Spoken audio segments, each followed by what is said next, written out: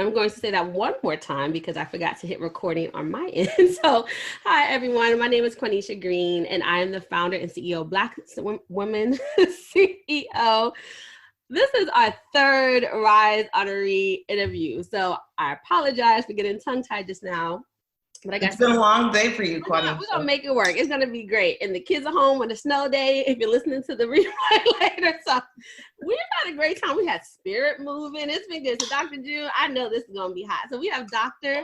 June Christian. I was about to call you Rogers because that's what your Facebook name is. Dr. June Christian here as our RISE Honoree, and I will explain that in a moment. But let's all just say hi to Dr. June. Hi, Dr. June. Hello, everyone. It's really wonderful to be with you all, and it's really great to be with you. Thank you, Quanisha, for this honor. Well, thank you for letting me honor you and heeding the call. I'm always like, Dr. June, come on. She's like, wait. And we'll talk about her underestimating what she does but in a second. But just quickly, let me tell you who Black Women CEO is if you're new to our community. So Black Women CEO is a global hub dedicated to providing high impact and culturally relevant business programming for the highly educated and talented Black woman who's ready, right, to get known and to get paid well for what she does. And this month, we're celebrating Black History Month with a virtual summit called RISE, where we're really asking women to elevate their value and visibility because it's time for the world to know your name. And just quickly, you might be asking, okay, well, why is this? Why do Black women need to rise?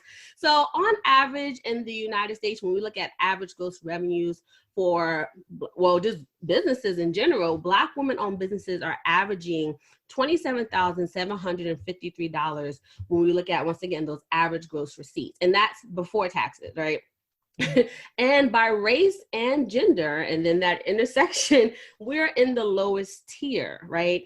And of course, you may be saying, well, there's macro issues like racism, bias, wage inequality. Yes, and all those things are important, but just as detrimental are the internal biases that can also get in our way. And over again, our RISE honorees, I encourage you to watch the replays and listen to them.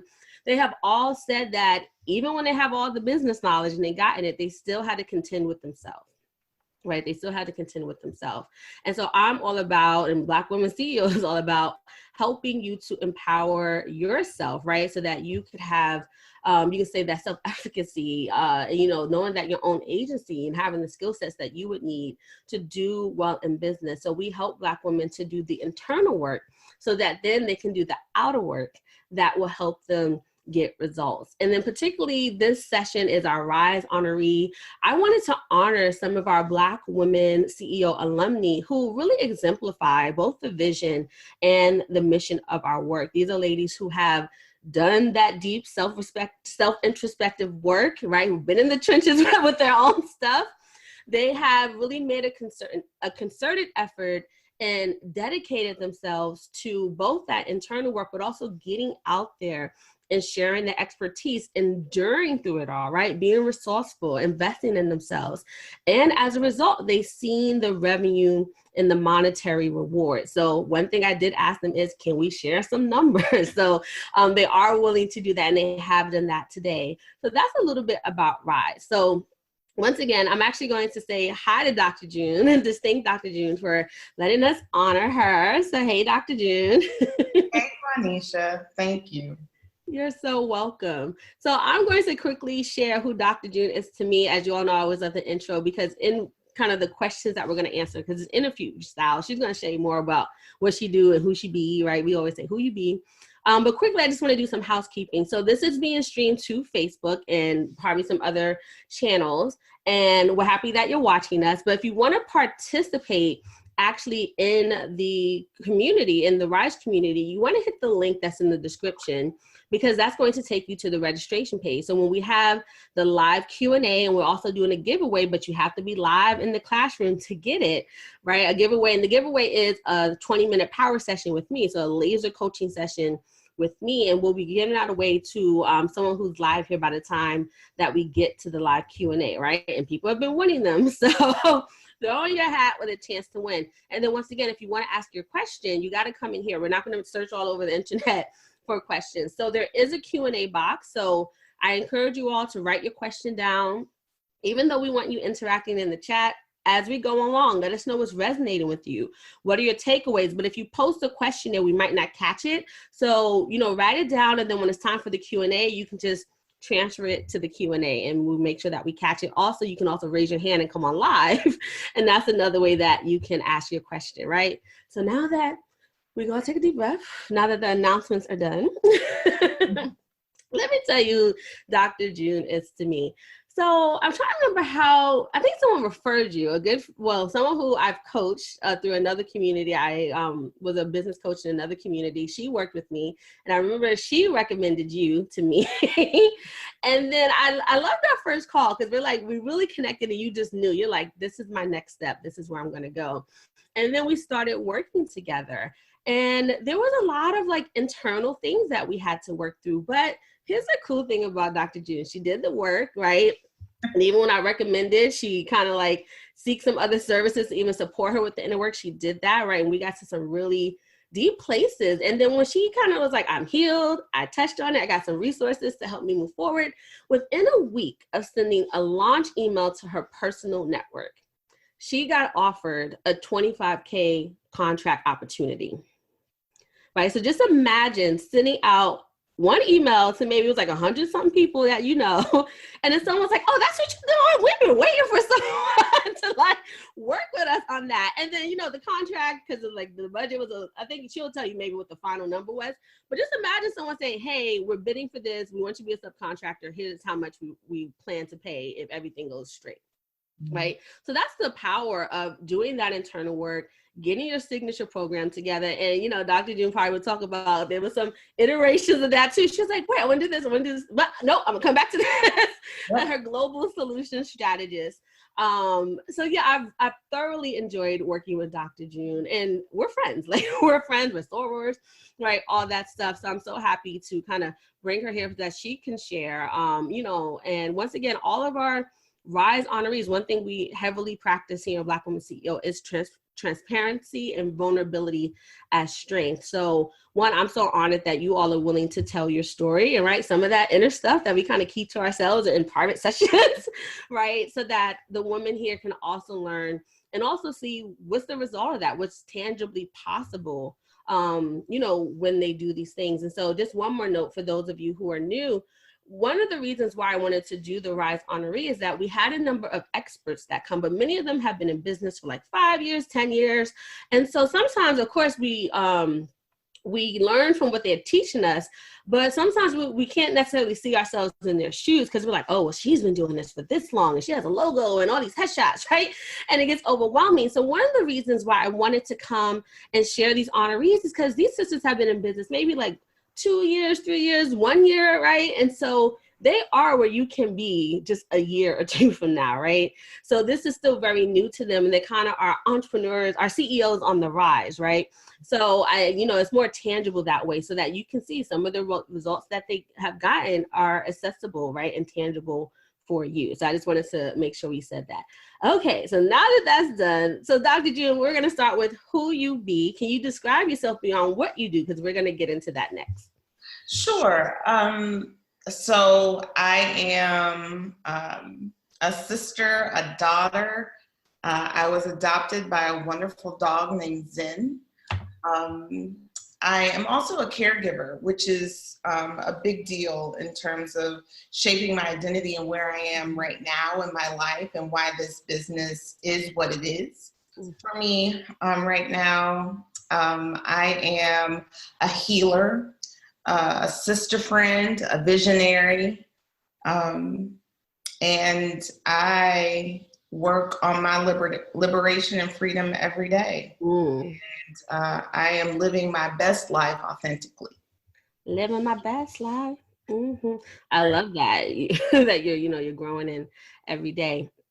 So with that, now that we know who you be, and thank you for sharing all those different facets of yourself, can you tell us more about, your mission and the work that you do?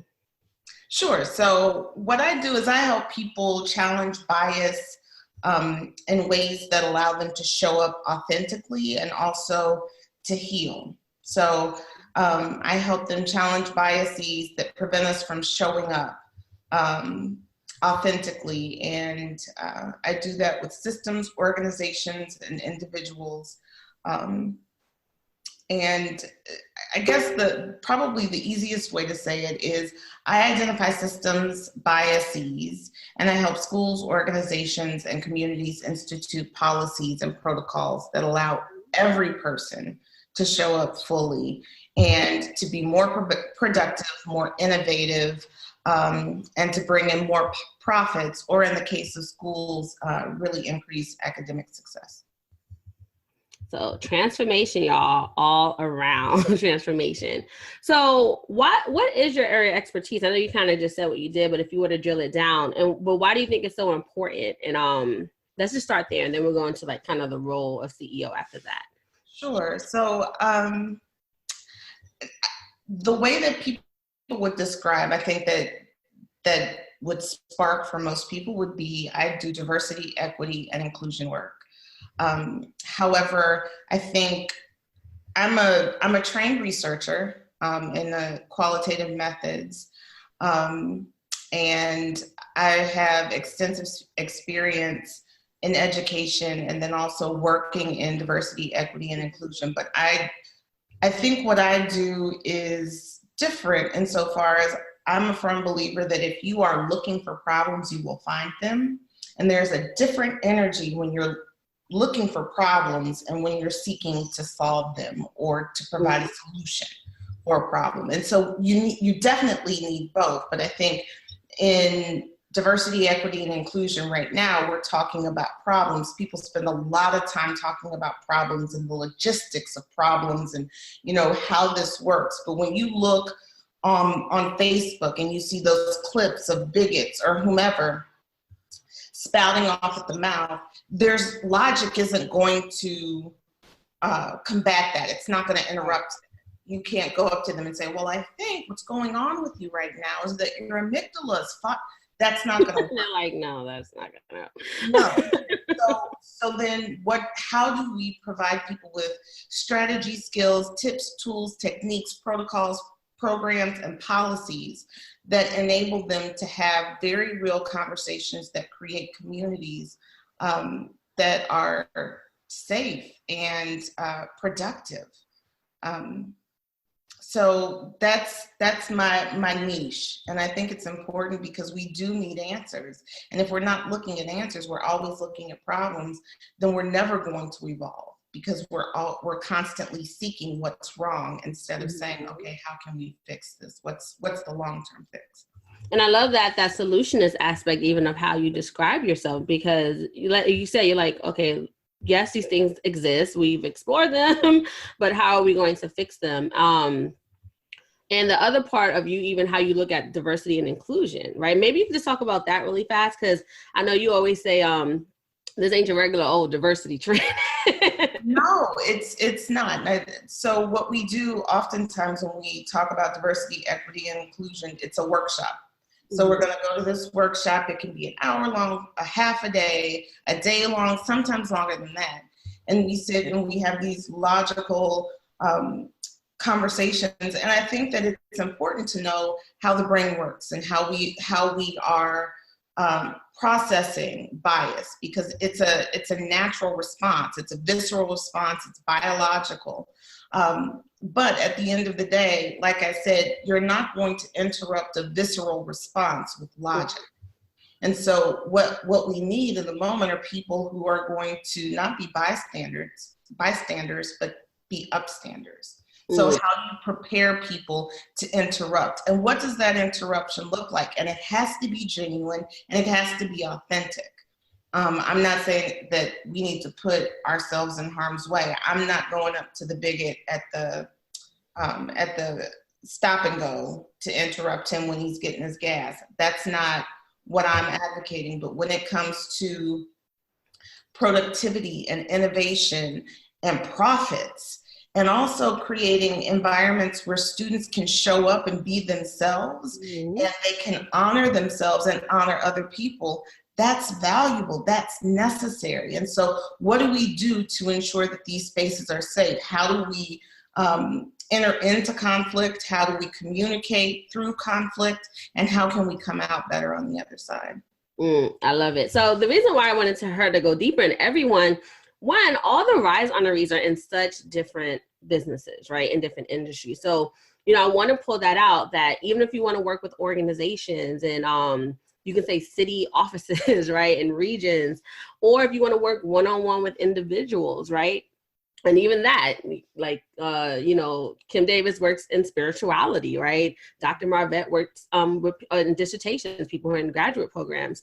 And then we have Dr. June, who's like organizational, right? Hers is more like that meso level, sometimes that macro level of work. So, you can come in with the unique expertise that you have and stand firmly in what you want to do. And particularly, I love what Dr. June does, and this is kind of what we hone in, is like, what is your take on the issue, right? What is your take for what you think needs to be done? And so that's why I wanted her to go in, so that one, we can all learn from it, right? And if you need some help, go hire Dr. June. Organization or your school district or whatever, call Dr. June, right? But you can see that it's a whole different take even on the topic of diversity and inclusion. So with that, I want to ask this question first before I go into how you came to own your role as a CEO. What made you even decide to start a business? Because you were actually working for an organization doing some of this work. Sure. It's interesting because when I contacted you, Quanisha, I think I was talking about, we could meet every other week, maybe every 3 weeks, because I have this plan and I'm going to spread it out over a year, maybe 2 years, and slowly roll into this. And then I found out that my mother was ill. And it was like, oh, okay. So my choice now is to stay in my job or to move home. And I'm quite fortunate to be able to move home. But that fast forwarded my need to get the business up and running, because I have bills and bills are real, and I can't, pay my bills with sentiment. So bills don't quite work that way. Not at all. Right. Like that don't work that way. Okay, I didn't know if you have more. So really, it was this life event, right? Like you said, you're like, I kind of working on it. We'll be done like in a year or two. We'll work long term. Right. Well, like short term, but long term. Right. Exactly. Many of us, right? There can be a life event. I always find that 2 life events often, like, you have a child and then you're like, I want to stay home with my kid. How can I not have to go to work? Because I think people sometimes don't realize, like, wow, that 6 weeks is not enough.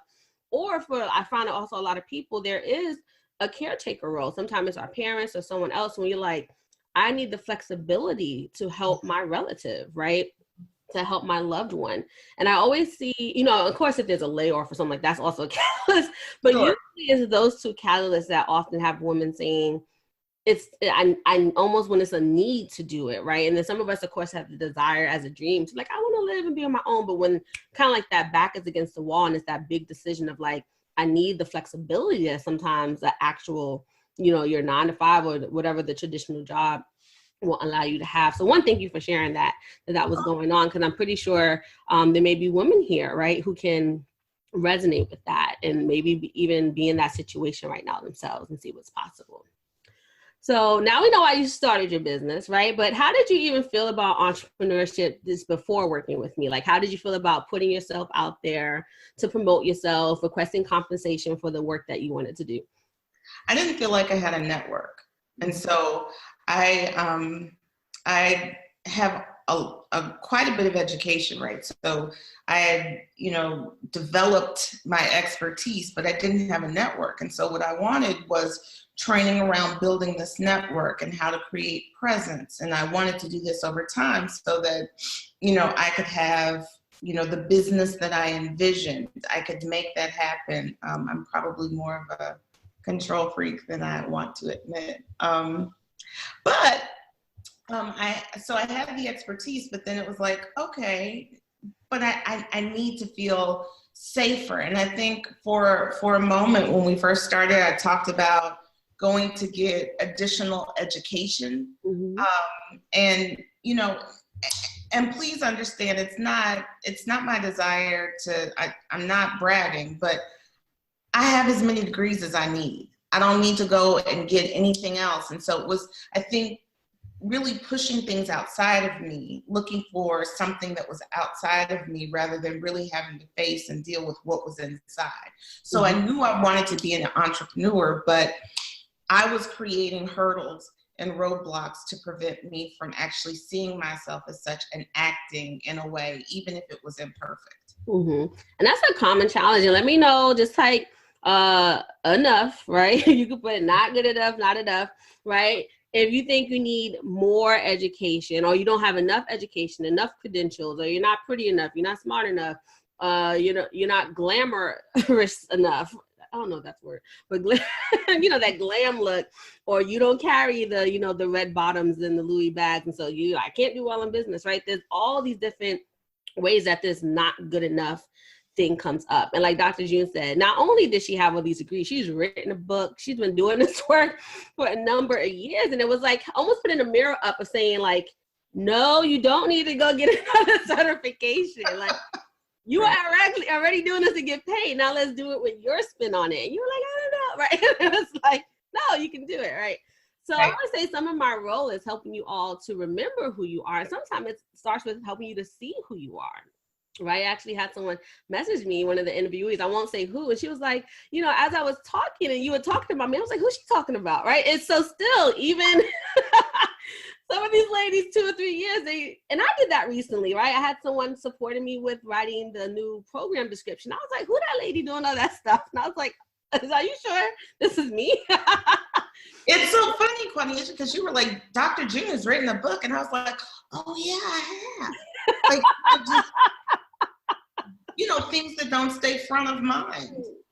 Like, we think we're bragging if we talk about it. So once again, let me know in the chat in the comments if you think by just sharing some of your successes and your accolades would be bragging instead of letting people know that, like, nah, I know what I'm talking about. This is why you should hire me, right? Right. Those, I'm like, if y'all think I'm bragging, I don't care, but it hopes you to know that I can do what I do, right? Right. So with that, because I think this would be a good segue. So what were some of those early challenges? And then we could talk about how you overcame them, but what were some of those early struggles for you when it came to entrepreneurship? I think, ultimately I was my biggest challenge. I was my biggest obstacle. So it was thinking that I wasn't good enough, that I needed something outside of me. What if I am successful? I remember having conversations with you, Quanisha, and I was like, well, what happens if I get this overwhelming response? And you were like, so you send them an email.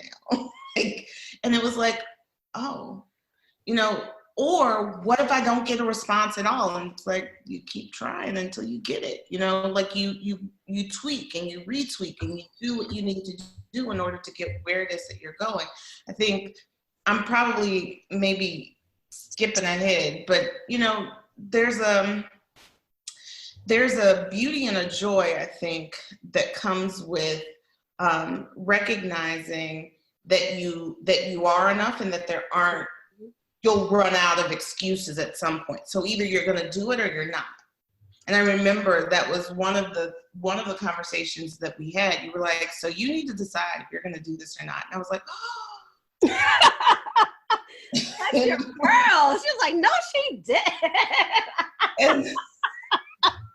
Wait, I need a minute. Because I remember that day.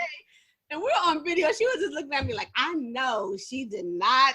I was like, let's talk about how you're feeling. You're like, I want to talk about it. Like, and that was true. Today, I'm not sisterly right now. Oh, okay. Yeah, like Kim said, I told y'all. I see how she do, because Kim was talking about that too. Like, Quanisha will come like, let me check in on you. And she's like, but what you're really saying is, what revenue generating activities did you do today? Right. And what is it, Quanisha? You have to remind me, because I tried to get as far away from this phrase as like a hobby. If you're not generating revenue in your business, it's an expensive hobby. It's an expensive hobby. And I was like, ooh.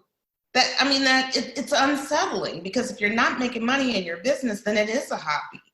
And it's interesting because it registers. Like, I'm a logical person, like that registers with me. But when it comes to the actual day in, day out activities that need to be done in order to generate revenue, there's still a disconnect between what I see and what I want to happen and where I have to be mentally in order to make that occur. I just want to let just sit with that, right? And put resonate in the chat if you're like, yeah, I get that. Right. Because I think so many of us, I've struggled with it too. But I don't know how to like act despite myself. But early on, it was a lot of internal work and that self-worth, like we talked about, not feeling good enough, not thinking, and does anyone care what I have to say? Am I speaking to a void out there? So with that, how did you overcome, right? How did you overcome some of these challenges?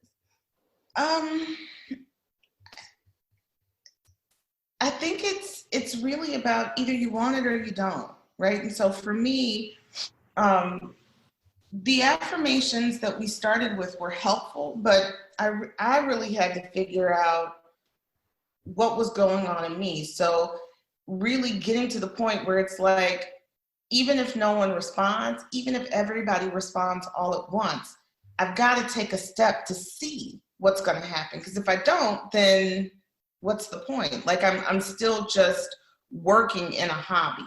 And so it was really taking, and it felt like baby steps. So I remember when we first had our conversation, you were like, send an email to your email list. And I was like,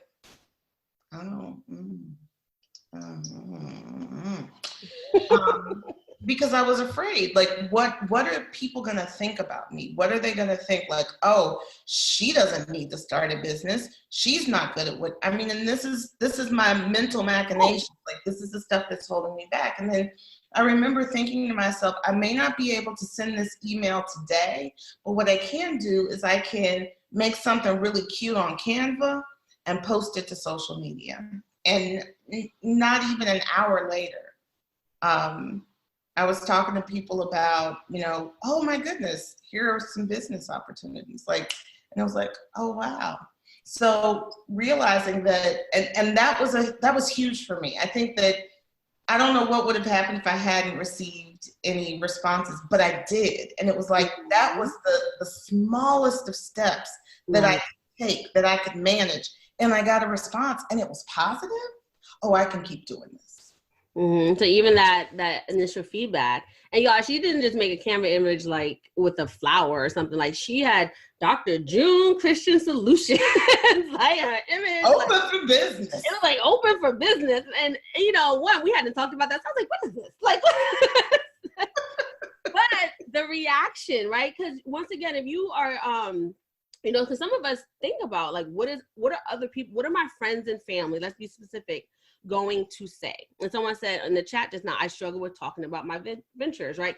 What is, something like that. What will my family and friends say? Once again, this is like the third interview. Sorry, y'all. You're doing well, Quanisha. Like, even though we didn't discuss it, like, you being the smart, intelligent woman that you are, was like, let me at least do this. Because sometimes fear and even courage, they're muscles. Mm-hmm. Right. So we have to practice kind of, you've heard the term, feel the fear and do it anyway. And then even that courage, right? So you basically did a lift, right? You did one rep, right? And I was getting it out. And I forgot how long after that you're like, Friday, Quanisha, I'm going to hit send. I remember that. You were like, I'm going to send this email. And that email was once again to her network. Right? That may have happened that Monday. I may have told you. Yeah, it was. I think she was like, I'm doing Friday. So she was like, she gave herself some more days. Because it's, and what's so interesting to me, at least for me in my experience, is that there are two people, and these are people who are random to my life, right? Like, they aren't people who otherwise would carry a lot of weight, but I revere them in terms of the diversity, equity, and inclusion work they do. And my biggest fear is that they would think, we wouldn't even have this conversation because we don't talk that way, right? But that they would think that I couldn't do it, or that I wasn't equipped to do it. And I made them the boogie monsters, that sat on my shoulders and that whispered, from the recesses of my brain that said, you know, maybe you shouldn't send that email. Just try this, but I'm glad I tried the little pieces, because it was the little pieces that led to bigger steps. Mm-hmm. So just how, you know, we talk about sometimes you guys should start building up to that, you know, revenue numbers too, right? It also works with sometimes the actions that we have to take to get it out. And of course, you know, one of the counters that I hope you always like, what does their opinion matter? Even if they did have a critique, this is about your vision, who you're going to help, and your gifts, right, are not about you. It's about the people that you want to transform. So yeah, that's that practice. But once again, it could be those little things that are going to help you show up powerfully for your vision. And June's been able to do that. So can you talk a little bit around like how you came to really own this role that you are an expert and then also a CEO of your business? So the expert was pretty easy, because I've probably done anywhere from about 500 to 1,000 presentations, from grad school into my career on these topics. So there was a sense of expertise that I came with, and that I was, you know, Oh, we froze. You know, anywhere from 5. We froze for a second. You said there was a certain level of expertise that you came with after the 500 and so right. So that was easy, because that's what prompted me to contact you and to initiate working with you, because I knew that I wanted to move this into an entrepreneurial space. Mm-hmm. Now, owning the CEO piece, that's hard, because on the one hand, you got to do the work, but on the other hand, it's limitless. Mm-hmm. And so that limitless piece it messed with my mind, right? So I can make really wonderful choices, and I can do this, and I can do this, and I can do this. And I can do this and this and this and this and this and this. You know, it can be overwhelming at times. And so what I've come to realize is that as I balance my role as caretaker and as CEO, everything that I'm doing in my life, and they bleed into each other, everything that I do in my life is by my own design. And so whatever results I receive, or that I reap, whatever consequences arise as a result of the actions or the decisions that I take or make, they're mine, and I can own them. And so I got over it. I got over being overwhelmed. It's like, okay, well, let's try this. Mm-hmm. Let's try this. And if I hadn't done that first step, because I remember, Quanisha, we had a conversation, and I said, I told you, I was like, that email feels scary. It feels scary. And you were like, well, what can you do? And when I did the thing that I could do, it became easier to do, you know, to make subsequent steps. And so it went from baby steps to, you know, some regular steps. I don't feel like I'm running in my business, but I also feel like it's just a matter of time. Because in my estimation, I'm doing well. My bills are paid. So, yeah. You know, like more stuff. And so I just want to pull that out. And this is why I think having a sacred space, right? So whether we're creating that sacred space together or in a group, once again, when you can let your hair down, take off the strong Black woman mask and say, I'm afraid. Mm-hmm. Right? Or that scares the hell out of me. And then not to have someone berate you like, well, you need to learn how to do this because but it's like, okay, let's figure this out. Mm-hmm. Right? Let's take the baby step then, even though we know that the dream's up here, let's get you there, right? Let's start to build the confidence, right? That you need to then do the bigger things that, you know, you're completely capable of, right? Sure. But that fear, right? Fear stops you, right? It's fight, flight, or freeze. Like fear is a completely normal, healthy emotion, but it's a very strong emotion, impacts that action. So once, for me to be in a place to recognize it and not, of course, berate anybody, because, you know, I've had times with people like, you're afraid. And I was like, well, you a little punk, you need to get over that. We don't do that in our family. And I'm like, look, okay, like, can I be human? Not a strong Black woman right now. Can I just be human? And so that's why I think having these spaces, well, one, you can understand the root of it, where it's coming from, and also still be affirming and allow you to, you know, move and have a place, like you said, to test it out. Let's see what happens, right? And then we can, you know, dissect the results. So that's one thing I really loved about you, that one, you were transparent. There was a few times I had to pull it out, like, tell me what you're thinking. I see you shutting down. Tell me what you're thinking. And she was like, and one time you was like, I don't want it, but I'm going to do it anyway.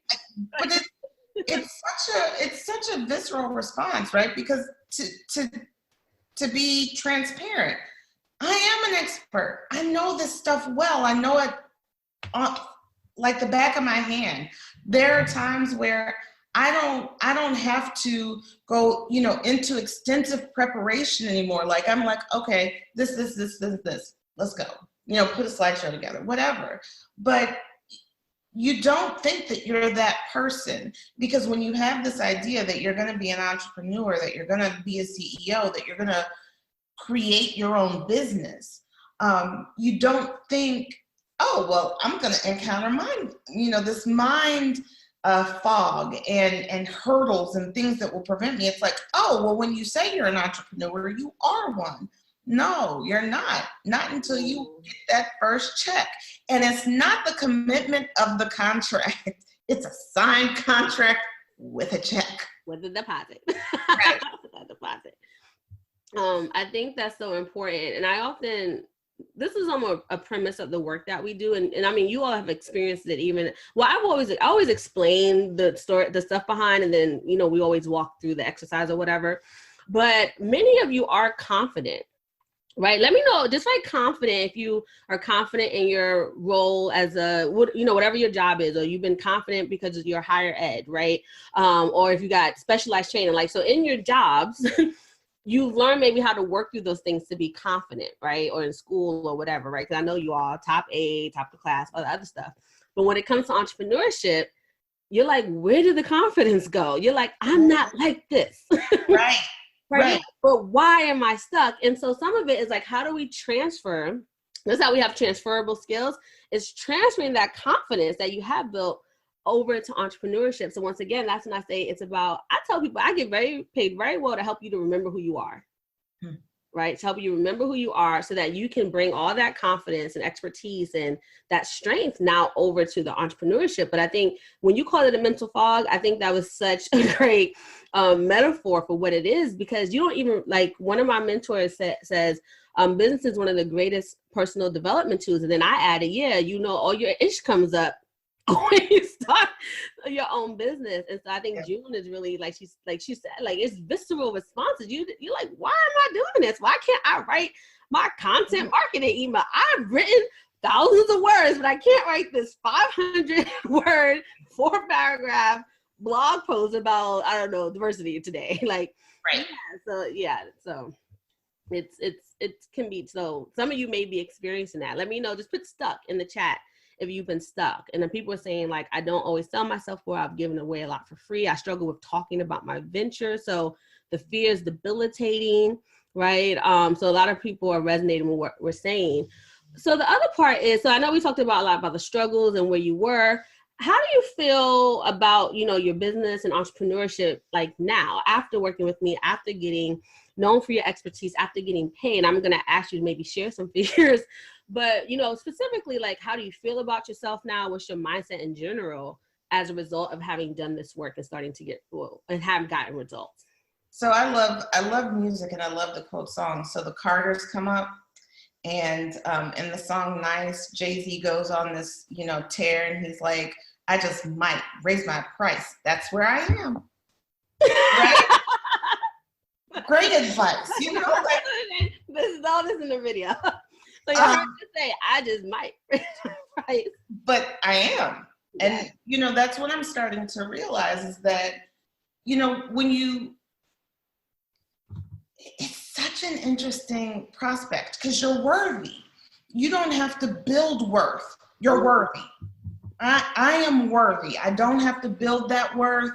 And so, when I'm, it's easy to lowball yourself because it's like, well, I don't know if I put myself out here, if anybody's really going to pay for the service that I provide. And now what I'm starting to understand is like, first of all, I get to pick and choose my services. And if this is something that requires a higher output, then you have to pay for that higher output because it's taxing on me. And you know, student loans don't pay themselves, you know? And so I've worked this hard to get to where I am, and money isn't everything. And it's not, I don't equate it with my personal worth, if that makes sense. But there is a value that I bring to this space, and that value should be compensated. And so, you know, I went from charging, you know, talking to people, well, maybe I'll charge, you know, $1,500 to $1,800 for one workshop, and that'll include all of the materials, the ancillary materials, and if there's travel, it'll include that. And, you know, because I was so afraid that if I asked for the figure that made me, right. you know, like I could walk into that room with these red glasses and give them what they needed, that they wouldn't. They'd be like, keep your red glasses and your stuff at home. Very much, you know, but it was such, to be quite honest, that, in a recent training, our proposal to an organization, like, okay, I would say it was freezer. What's your daily rate? Okay, wait, what's your daily rate? Okay, it was, let's wait till it settles. Okay, so you were saying in a contract just now, then someone asked you, what is your daily rate? Right, and I'm like, $3,500 a day. Mm-hmm. And they were like, okay, great. Can you send the contract over? Okay, let's rewind. I want y'all to hear how easy that was. So, okay, I'm going to play the organization. So, Dr. June, what is your daily rate? $3,500 a day for $3,500 for up to 8 hours of training, and $2,800 for 4 hours, up to 4 hours of training. Okay, great. So that's the contract. Yeah.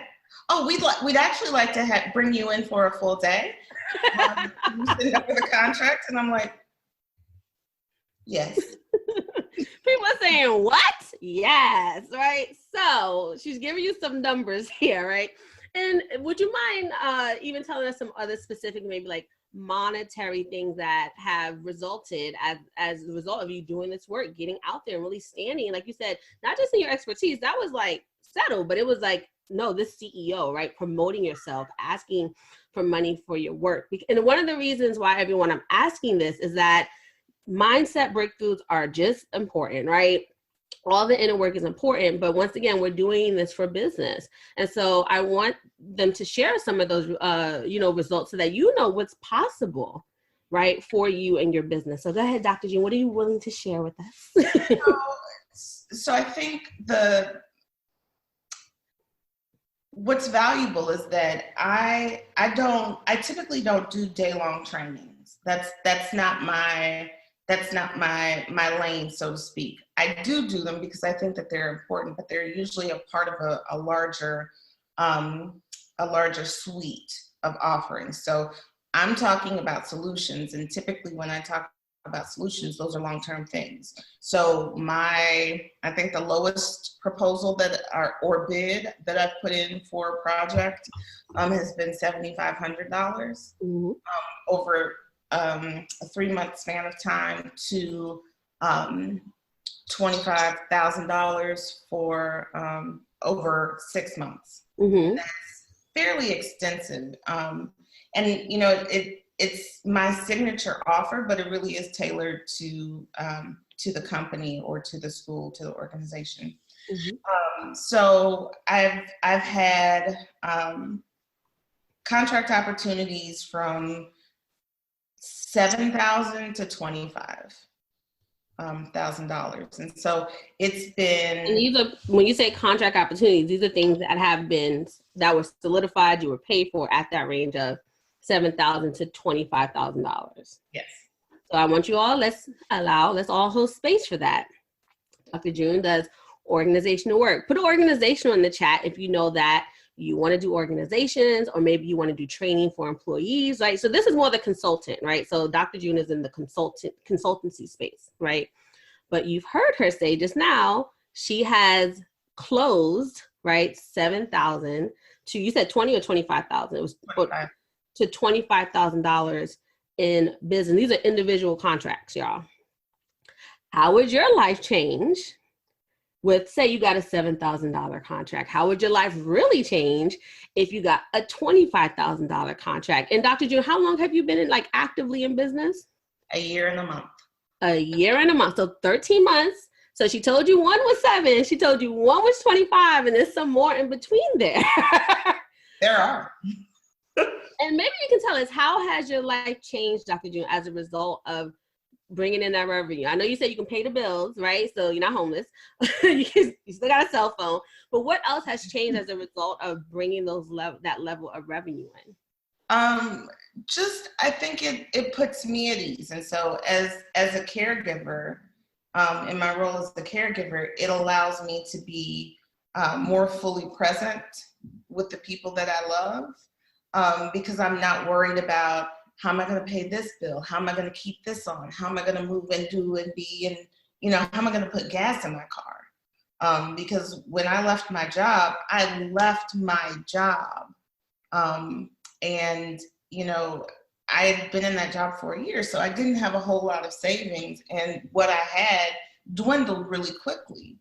And so this has been able to, it's interesting, I think, for me, and I don't know if it's different for someone who works with groups or with individuals, because, a no seems catastrophic at times, because it's like, whew, but those yeses, it's like, yes, I can celebrate in a bit of a different way. Like, okay, I can exhale, and then I can go on to the next thing, and I can be really intentional about what it is that I choose to do. These contracts have also allowed me to open up to working with schools at a reduced rate, because this work is important for me, and it's important for students to have spaces where they can show up authentically, and they can be who they are, and they can learn to work together, so that they can be productive, contributing citizens. Because I know what it's like to be the one and the only in a classroom, and how spirit crushing, soul crushing at times that can be. And so what happens when we have adults who are trained to do that work? But not every school district, not every school has professional development funds that can afford a $25,000 contract for 4 to 6 months of work. So, it frees me up to do work that is necessary and inspiring to me for folks who really need it, at a rate that they can afford. I'm once again almost tearing up. I don't know what it is about this whole turning 35 thing. My emotions are I don't know if it's hormones, but the reason why I'm tearing up is that in our strategy session now 13 months ago, a little over, Dr. June told me in 1 year where she wanted to be, and it is exactly where she is now. Wow. I don't know if you remember, right? You was like, I want to be out my job. I want to be working with organizations on a big level. I want to be working in schools. And you left the job first, right? Well, because of these circumstances. Sure. But I'm sitting here I wonder if she remembers this is what she said. And I didn't say, well, that's unattainable in a year. I was like, all right, let's make it happen. Let's get the plan in place. I'm never going to tell you your dream is unreal, because I don't know what, I would say God, right? But I know we all have different belief systems, but I don't know what the universe, God, higher power has in store for you, right? So maybe even if that wasn't my walk, that doesn't mean that can't be your walk, but I know the blocks that you need to have in place to then manifest whatever you want to do, right? And even there were times where I was like, you need more organizational support. I want you to go work with my mentor who does that, because, so it's like, I just want people to know, sometimes and that's why in the new community, we're bringing in experts every month, because I want to try to touch base, because I know there's things that either I don't have the experience, expertise, or I have, someone how it works, but I know that this person, right, has da-da-da-da-da-da-da. So I would tell you, here, we can do this while it compliments this person over here, right? Or tell me what she tell you to do, and when you get stuck, let's work through it so I can tell you how to move forward. Because there's a lot of people who teach and do expertise, or mentors, but they don't do coaching, right? To help you get through the fear. So, there's a lot of things that complement. So, but I was just sitting here like, oh my God, like you are exactly where you said you wanted to be. And I just wanted to bring that to your attention. I was like, I don't know if June knows this. And then for me, I always tell you all, and maybe June can speak to this, and she can tell you if it's valid or not, that I'm so invested in your businesses. Mm-hmm. I'm so invested in y'all having this dream succeed. And everything that June just says, she's designing her life. She just said, I can design my life how I want. Right. And all the time I hear women say, I want to own my time. Many of you say, I want to work from home for various reasons. Right. I want to live on my own terms. I want to leave a legacy. I want financial freedom. Mm-hmm. And Dr. June, basically, you just went down and checked all that stuff off just now. And what you're saying was the impact. And are there more things you want to do? Sure. But you really have checked all those those boxes just now. It's interesting because I think that's the other thing about growing into being a CEO is that you move in a different way. And so it's like, okay, I'm not where I want to be. I'm not where I want to be. And so that's what I'm pushing toward. And so, because of the way my life is set up, my push looks a little different than it would if I, wasn't at home and doing the things that I do at home and helping to support my family. But it's mind blowing to hear you say that because I've done the things that I set out to do. Maybe not, it didn't look the way I thought it would. Right. And it also doesn't feel the way I thought it would. Like there's a sense of calm and of like, oh yeah, I did that. That's there, but then there's also a piece of, but I have so much more I want to do. There's so much more, over there that I'm trying to get over there. And I want to, have this list of things that I'm not sure that I would have had otherwise. It just would have been like, oh, well, I want to do this thing, but now I've got a list of things that I want to accomplish. And, because I haven't accomplished those things, I'm there as opposed to, where I was in our first strategy session. And y'all, this is completely unscripted. Like, I didn't know some of the stuff she's saying, right? And even though I do check in, I think the last check-in, you was like, yeah, I've had 3 12K contracts the last time I talked to you. I was like, why didn't you message me? Right? Let me know. It's like, what? Like, what happened here? Sometimes June ignores my messages. I see the little face. I'm like, she didn't reply back. Right? And then all of our clients have been like, Quanisha will message you. I do. I want to know what's happening, even if we officially stop doing private coaching or whatever. Because I know y'all like little birdies. Y'all get some support in and you go in the world and y'all doing this awesome. You're like the mom, can you come back and tell me what's going on? So that's why in the DMs, hey girl, what's going on? Right. So, so that's just some background, right? But so the reason why I said this is completely unscripted because I didn't know she was gonna, share some of this, but part of my role too is helping you all to honor, right, the milestones that you hit. Because one thing about us overachievers, we'll do something magnificent. You're like, yeah, I got into Ivy League College, but anyway, I'm going now to be a McNair Scholar. And it's like, wait, you know how heavy that is that you accomplished this? All the time I remind Dr. June, she wrote a book and she's like, oh yeah. And I'm like, that's a big deal. You have a 250-page book out there. Let's not, she don't even have it on her website, right? So I'm always we need to honor and celebrate this stuff. And I can say that because I had to learn that. My friend is always like, when are you celebrating yourself? I'm like, oh yeah. Cause I check boxes. I'm like, what's the next box to check? So right. So that's why I said you can honor where you are, celebrate it. That's why I wanted to bring the fact. I'm like, wait, you hit this target that once again, you weren't even aware that you hit it. And of course we can still want more, right? More growth and maybe more revenue, right? To do other things or bigger contracts, right? To challenge yourself. That's absolutely okay. But we also need to learn how to honor the small wins and then even the big wins in these milestones that we hit, because that's a way of honoring yourself too. That praise helps to also reinforce your confidence. Sure. Right, that's self-praise, and we learn how to validate ourselves instead of working for external validation. So that was also me kind of pausing, like, Dr. June, let's praise yourself. Make sure we acknowledge what you've accomplished.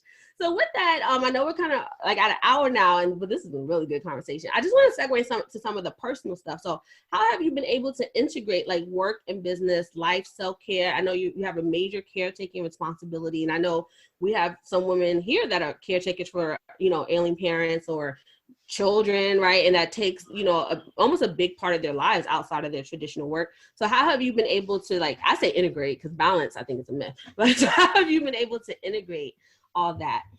So one of the things that I love about the work that I do, and it also goes into being a CEO, right? So I'm putting together how the brain works. And so what I know from the research that I've done is that trauma and bias occupy the same neural pathways in the brain. But so does healing, right? You said so does what? You said trauma and bias occupy the same neural frameworks. And what was the last thing? So does healing. So does healing.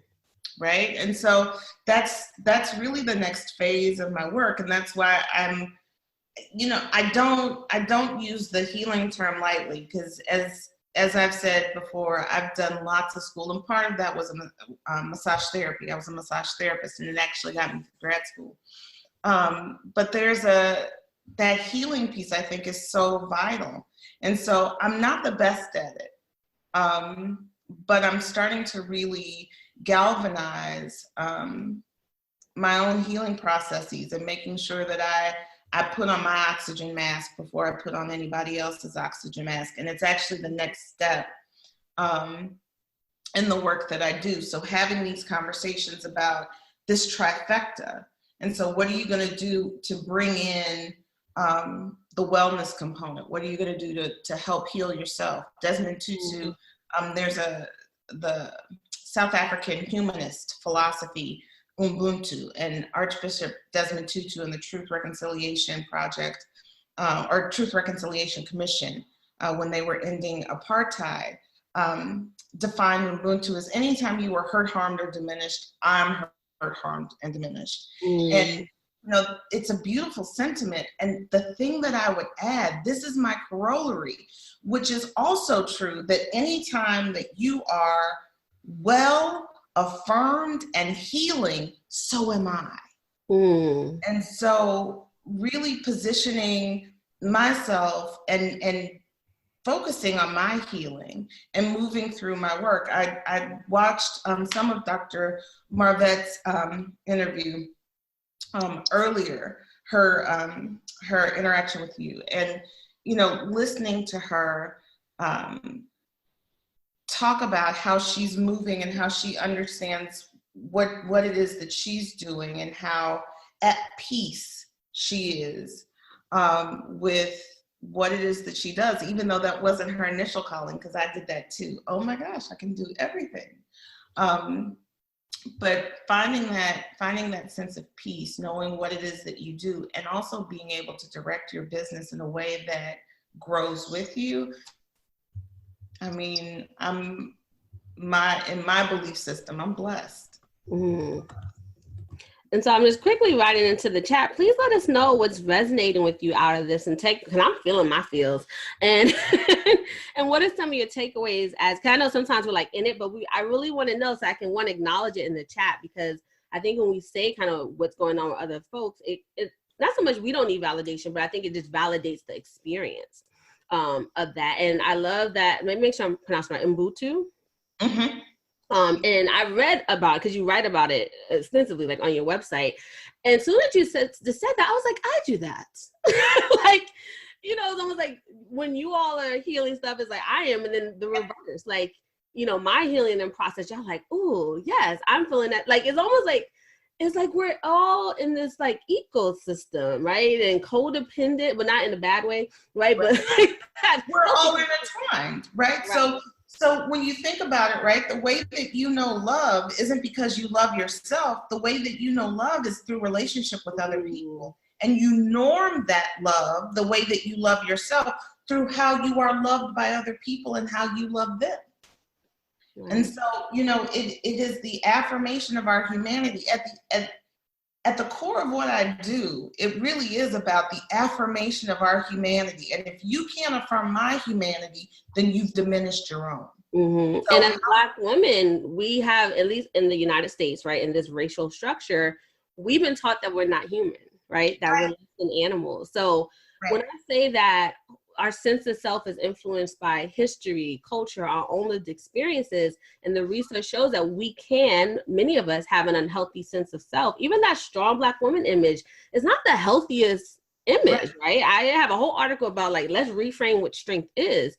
And I had to do that to be alive today, to reframe it, right?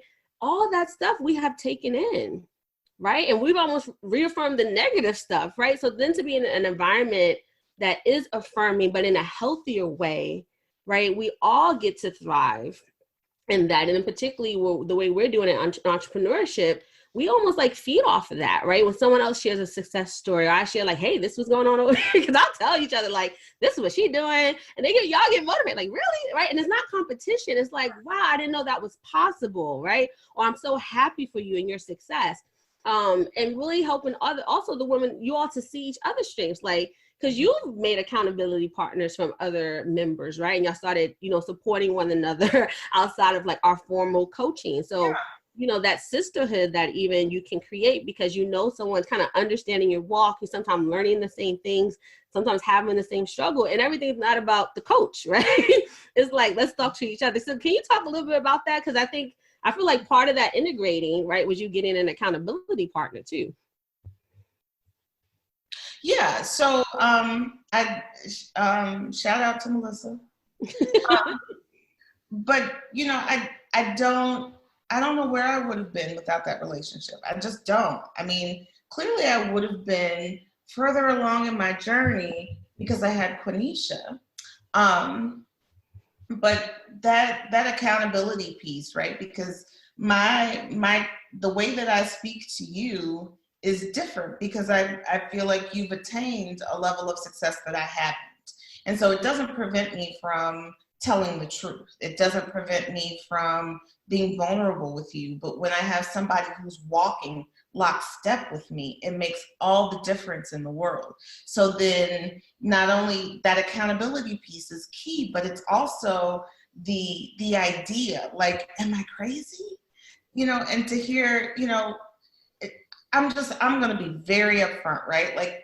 When you are in a relationship with someone and there's a financial exchange, it's well, maybe you're saying this because there's a financial exchange between what we've done here. And but when you have someone that's echoing and it's oh, Quanisha's not just saying that to me. This is real. It helped to confirm. Am I just buttering you up because you paid me? Yeah. You have to say good things about me. I'm no, I don't. No, you don't. No, you don't. I told you when you were do you want you this? You want to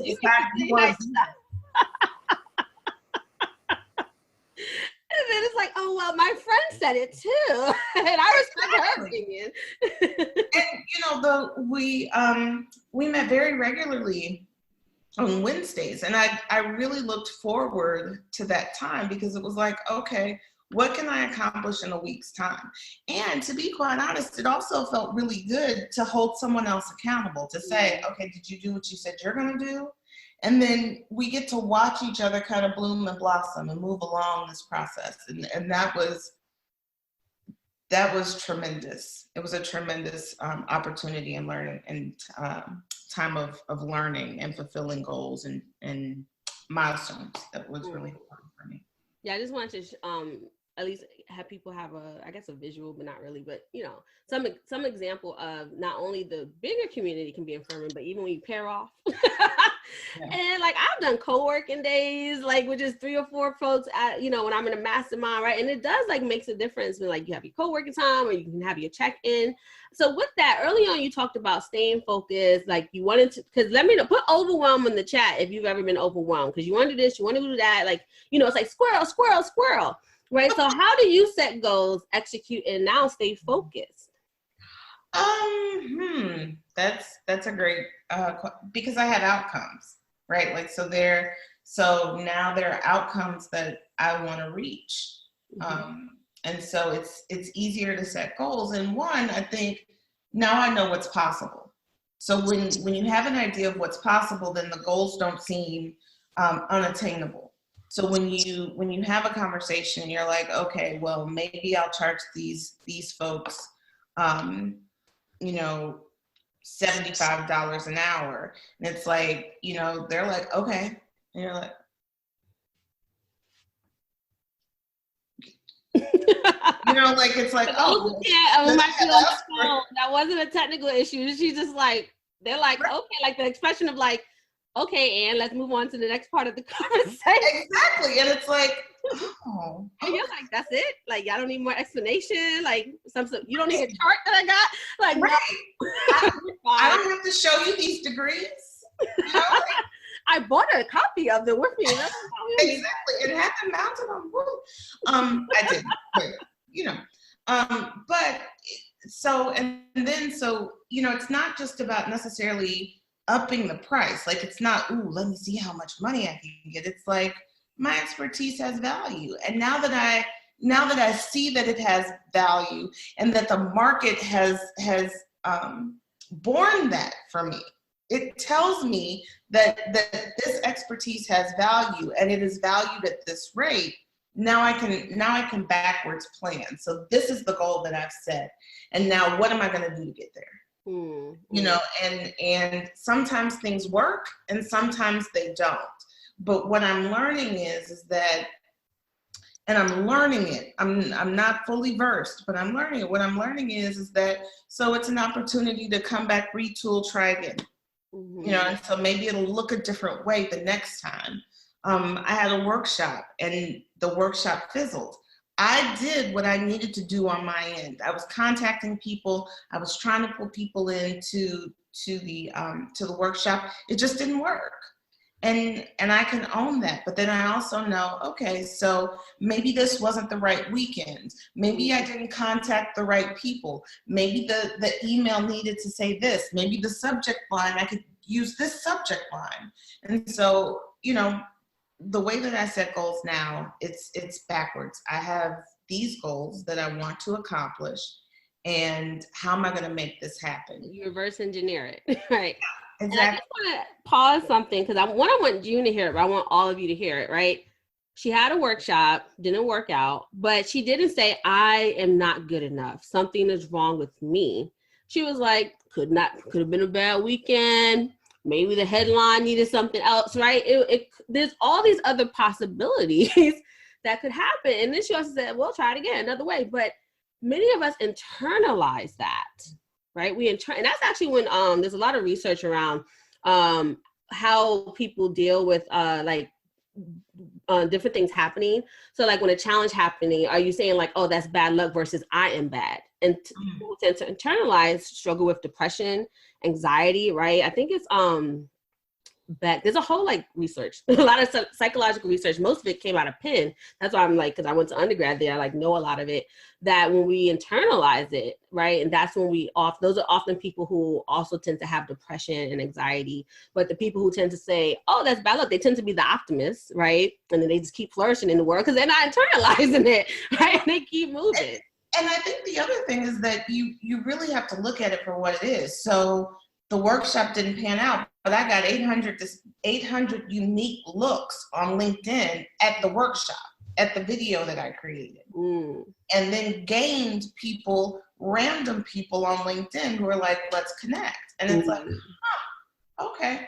So it was a marketing strategy ultimately that did produce a gain. Now it didn't work out the way that I would have loved for it to, but it did produce something, and that makes me happy, because if there are 800 people who looked at this video, you know, from the people that I know and the people I know who shared it, then that means that I'm widening my impact. I'm widening the group of people who are looking at my work and who may potentially want to partner with me. And once again, y'all, she's not saying, oh, this didn't work, I can never put myself out there again. You're like, oh, there was still some benefits to this, right? Mm-hmm. It's still positioning me as an expert, right? People are connecting with me to see how we can work together, right?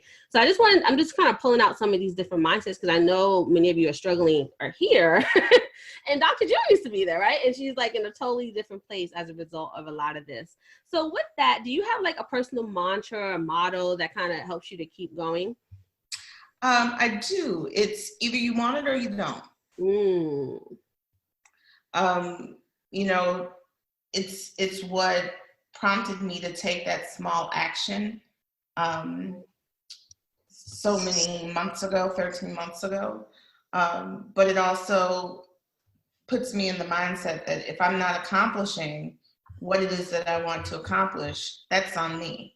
It's not on anybody else. It's not because Quanisha told me that I need to work so that I don't have an expensive hobby.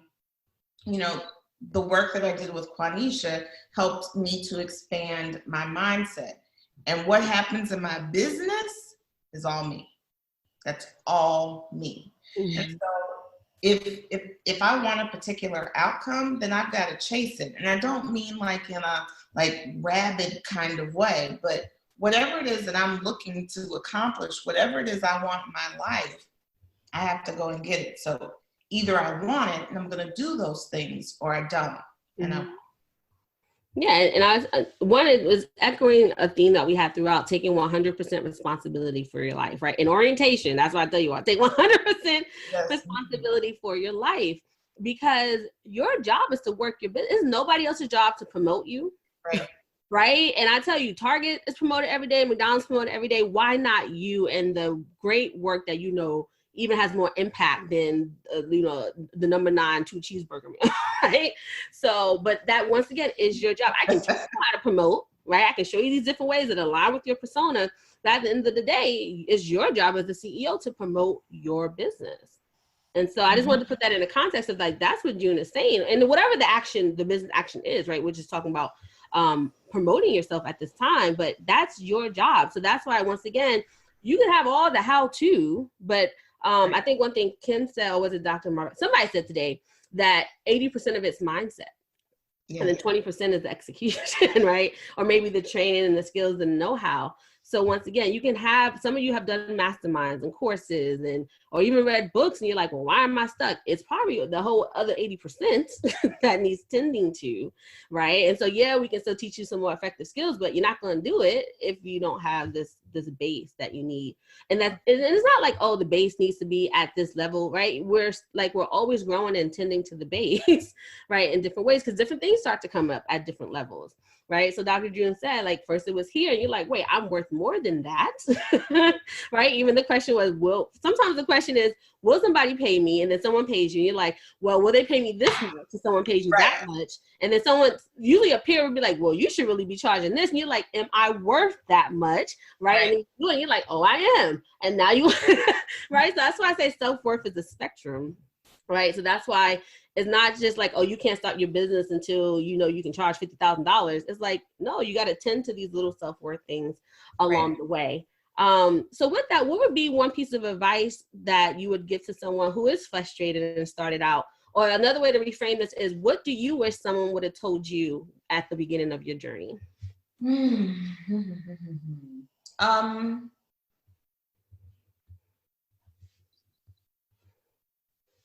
It will be hard.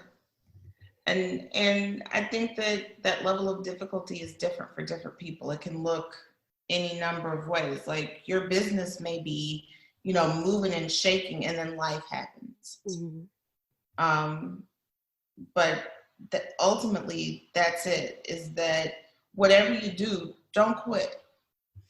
If this is something that you want to do, if it's in your spirit, if you're called to do it, if it's down deep in your soul, then stay with it and see what it's kind of, I liken it to working out.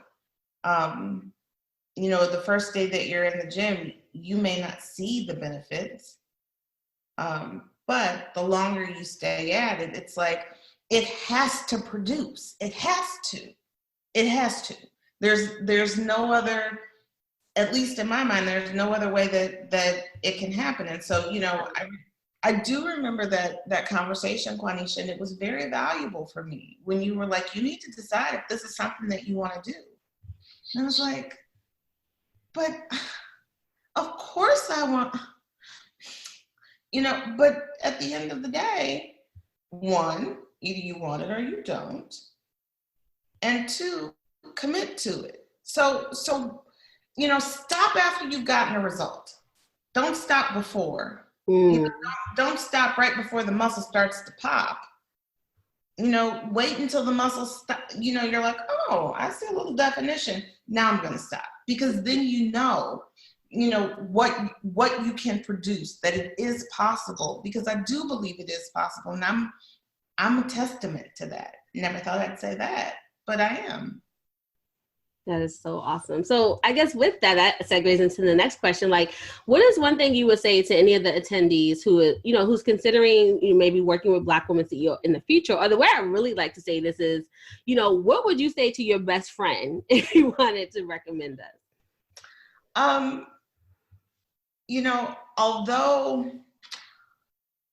Although sometimes it's tough to hear, you want someone who is going to who's going to listen, and who's going to allow you to be vulnerable, and who's going to breathe with you, literally breathe with you,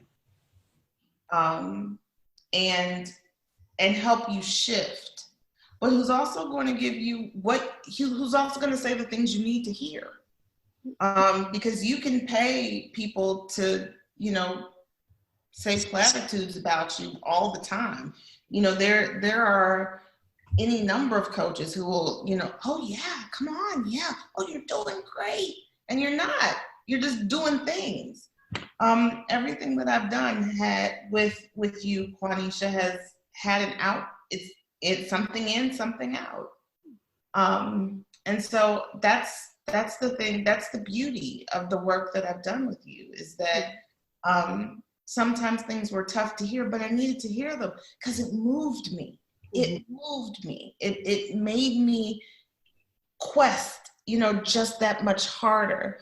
And you breathed with me. I mean, literally, but also figuratively, So bring who you are. You can be exactly who you are, and you can still be successful in your business. You can still be a CEO. You can still be a caretaker. You can still walk your dog. You can still get your hair done and have a session. Because there was, you remember, one session I was getting my hair done. But if you're comfortable talking, we can have our coaching session today. But it was necessary, and it was valuable, and I think that's the beauty of what you do. You meet people where they are, and you give them wings to carry themselves to where they want to be. That's the first time I've ever heard someone say it like that. So one, thank you for one, just being honest and transparent, right? And that was really wonderful and poetic. She's great with words. And I'm like, yeah, I give you wings. I love that. Did y'all like that? Isn't that like a nice thing to say? So I feel like Dr. June has given us a lot of success strategies. So I want to ask that one. I want to kind of segue to the Q&A. I don't want to say we're over time, because it's all about where spirit is moving us. But I definitely want to honor Dr. June's time and you all time, because we have been on here. So we'll start our official 15-minute Q&A. So one thing I'm going to ask for Kim, can you pick someone to, if you haven't already, someone who's live to win that 20-minute power session with me? And then I'll say the first question here is from Marsha. And Marsha, you might have to come on maybe live to ask, because the way you wrote it, I'm not quite sure, but I'll just read it. She said, what would you say if you feel like you are still in the process of learning and educating as it relates to my expertise in building a business in that area of expertise? So that second part is where I got kind of confused. Oh, so Marsha, okay. All right. I unmuted you. You might have to unmute yourself. So Marsha, you're allowed to talk. Okay, there you go. Hey, Marsha. Hi, how are you? We are great. Sorry, I worded that kind of funky. It's fine. It's late. It might not come out. So the question basically was, what would you say for, okay, I'll just be more specific. So I'm a therapist and I'm moving into working with people with body image issues and eating disorders. I don't have official training in that yet. I'm in the process of training and things of that nature, but I have started the process of building my business. So I guess for me, my fear is it's like, oh girl, you don't know enough. You need to not do anything yet until you feel comfortable or you've gotten all the training you need to move forward in that. Did I? So the question, so with that, so the question as I hear it, let me just clarify. So what I heard you saying is you're a therapist, right? That's formally training, but you want to particularly work with women around body image and you said eating disorders, correct? Correct. Okay.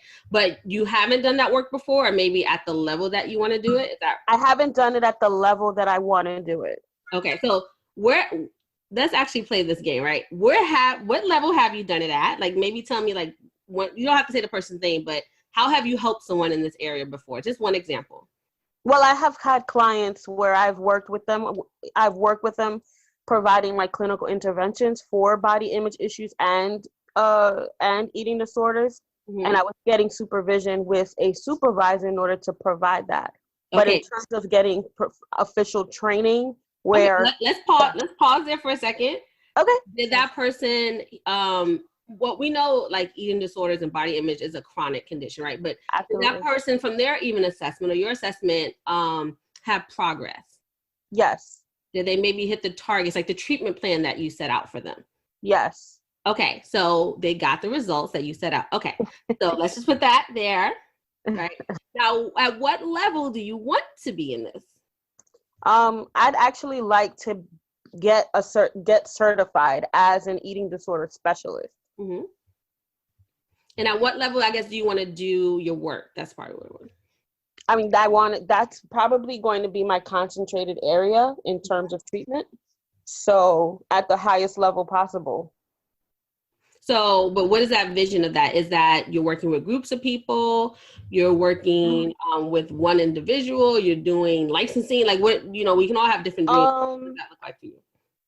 I'd like to do both individual and groups. I did put in the chat, I would love to gain like contracts with the Board of Education, like doing a workshop with teens, in regards to body image issues and things of that nature. So. Okay, great. So Dr. June, I'm going to ask you this so that maybe you can help answer the question. So when Dr. June started, right, she was working for an agency as one of their facilitators, right? They were getting the contracts. He was a facilitator. Now, Dr. June, her vision was to be the person getting the contract. So you can see how this correlates, right? Right. And doing the regional stuff and maybe her hiring some subcontractors.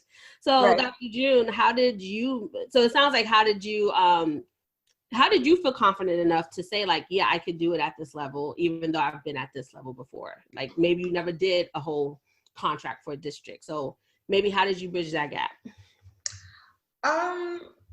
So I think when you realize that, for me, when I realized that the work that I was doing as a subcontractor was valuable to the community or to the organization that I was working with, it was like, oh, okay. When you recognize that you are providing a discrete difference for the people that you're working with or the people you're working for, it's like, so there's really nothing that's standing in the way from me providing that directly to an organization or to a person.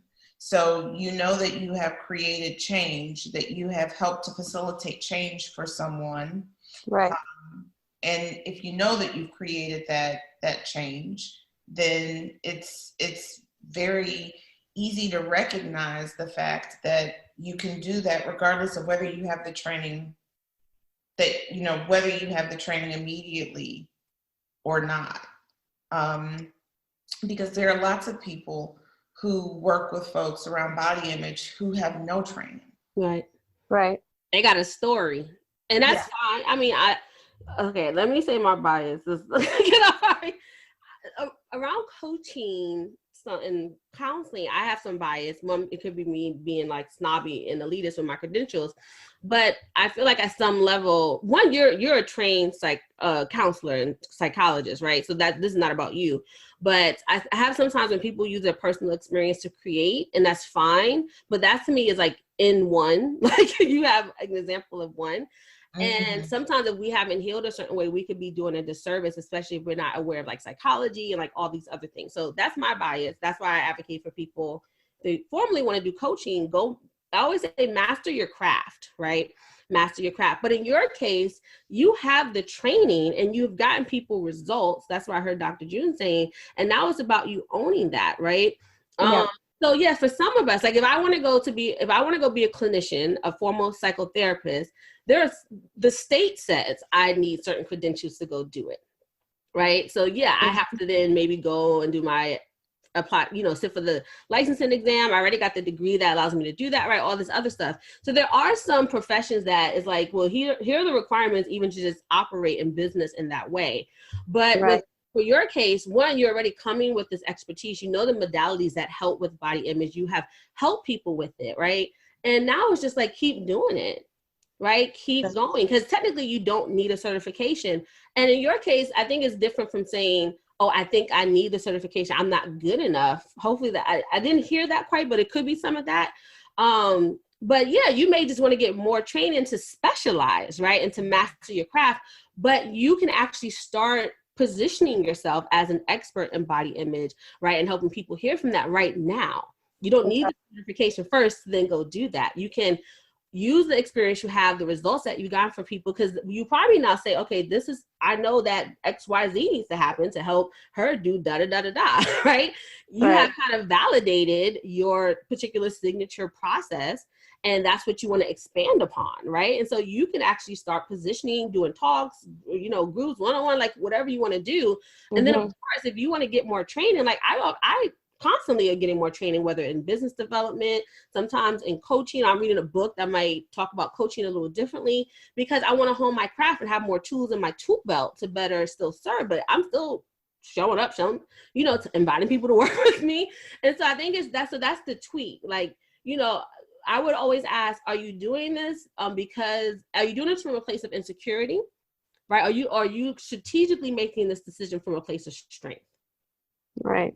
When you think about getting more of education, particularly, or more training, right? Are you doing this from a place of insecurity because you don't think you're good enough? Or are you doing this from a place of strength? And I don't expect you to answer that right now. I'm just kind of telling everybody that's a self-evaluation we have to. And if you're doing it from a place of insecurity, then I would suggest don't, right? And tend to that, because you are, like June said, I'm worthy. Like, you all are worthy just because you exist, you're breathing air, you're a child of God. Right? Like that's it. You're worthy. That's like, we shouldn't, like, I want you to even stop questioning that. You are worthy, right? And everything that you've done, everything that you've cultivated right now is enough to go out there and attract clients, right? Or even contracts for what you want to do. Right. Does that help, Marsha? That did. Thank you very much. Yes, and thank you, June, for talking about your experience in that context. Dr. Sharita had asked before she had to jump off. She said, I would love to hear about how Dr. June connected with decision makers and moved through her sales process with organizations. It's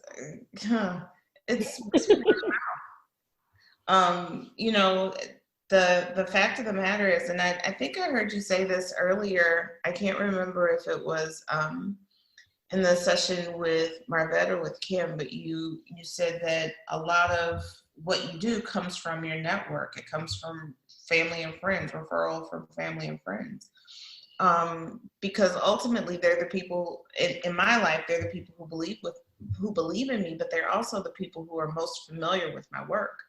So many of the contracts that I've gotten to this point have come from referrals from other people. Like, oh, I can't do this because I know people who work in the field. I can't do this, so I forwarded them to you. Or I don't want to do this, and I forwarded them to you. Or I know you do this work. I've seen you do it really well. Can you come do this? And so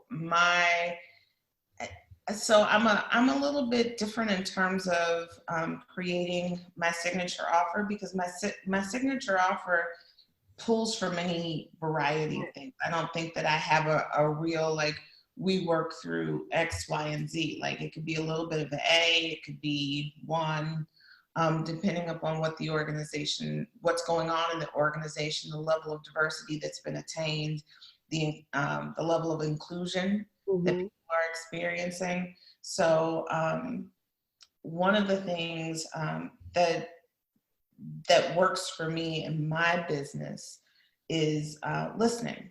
So being able to really acutely listen to what people are saying and translating that into providing solutions around what it is that they need.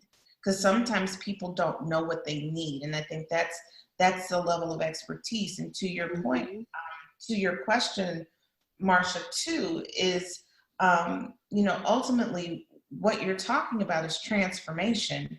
And if you have, I'm a trained researcher. I have this level of expertise. And so what I'm talking about is transforming organizations. And I know it works because I've seen it. I've done it. I've facilitated day-long things. I've worked with schools. I did it in my own classroom when I was a classroom teacher. So these are things that I know that work.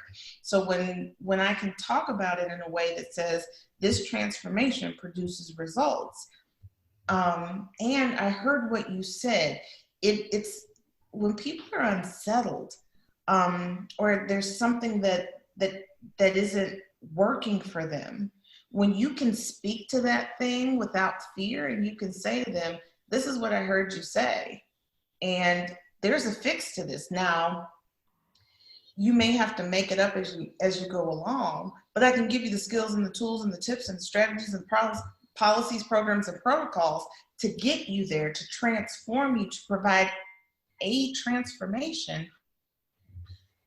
People are like really gobsmacked by that, because most people don't, like I said, they don't move in solutions. They move, or they don't move for the transformation. They identify the problem. My hair is on fire, rather than, figuring out what do I have around me in order to put the fire out. I want to tell you that my hair is on fire. Mm-hmm. So, and I think this, like how Dr. Jeannie even describes herself, right? A solutionist.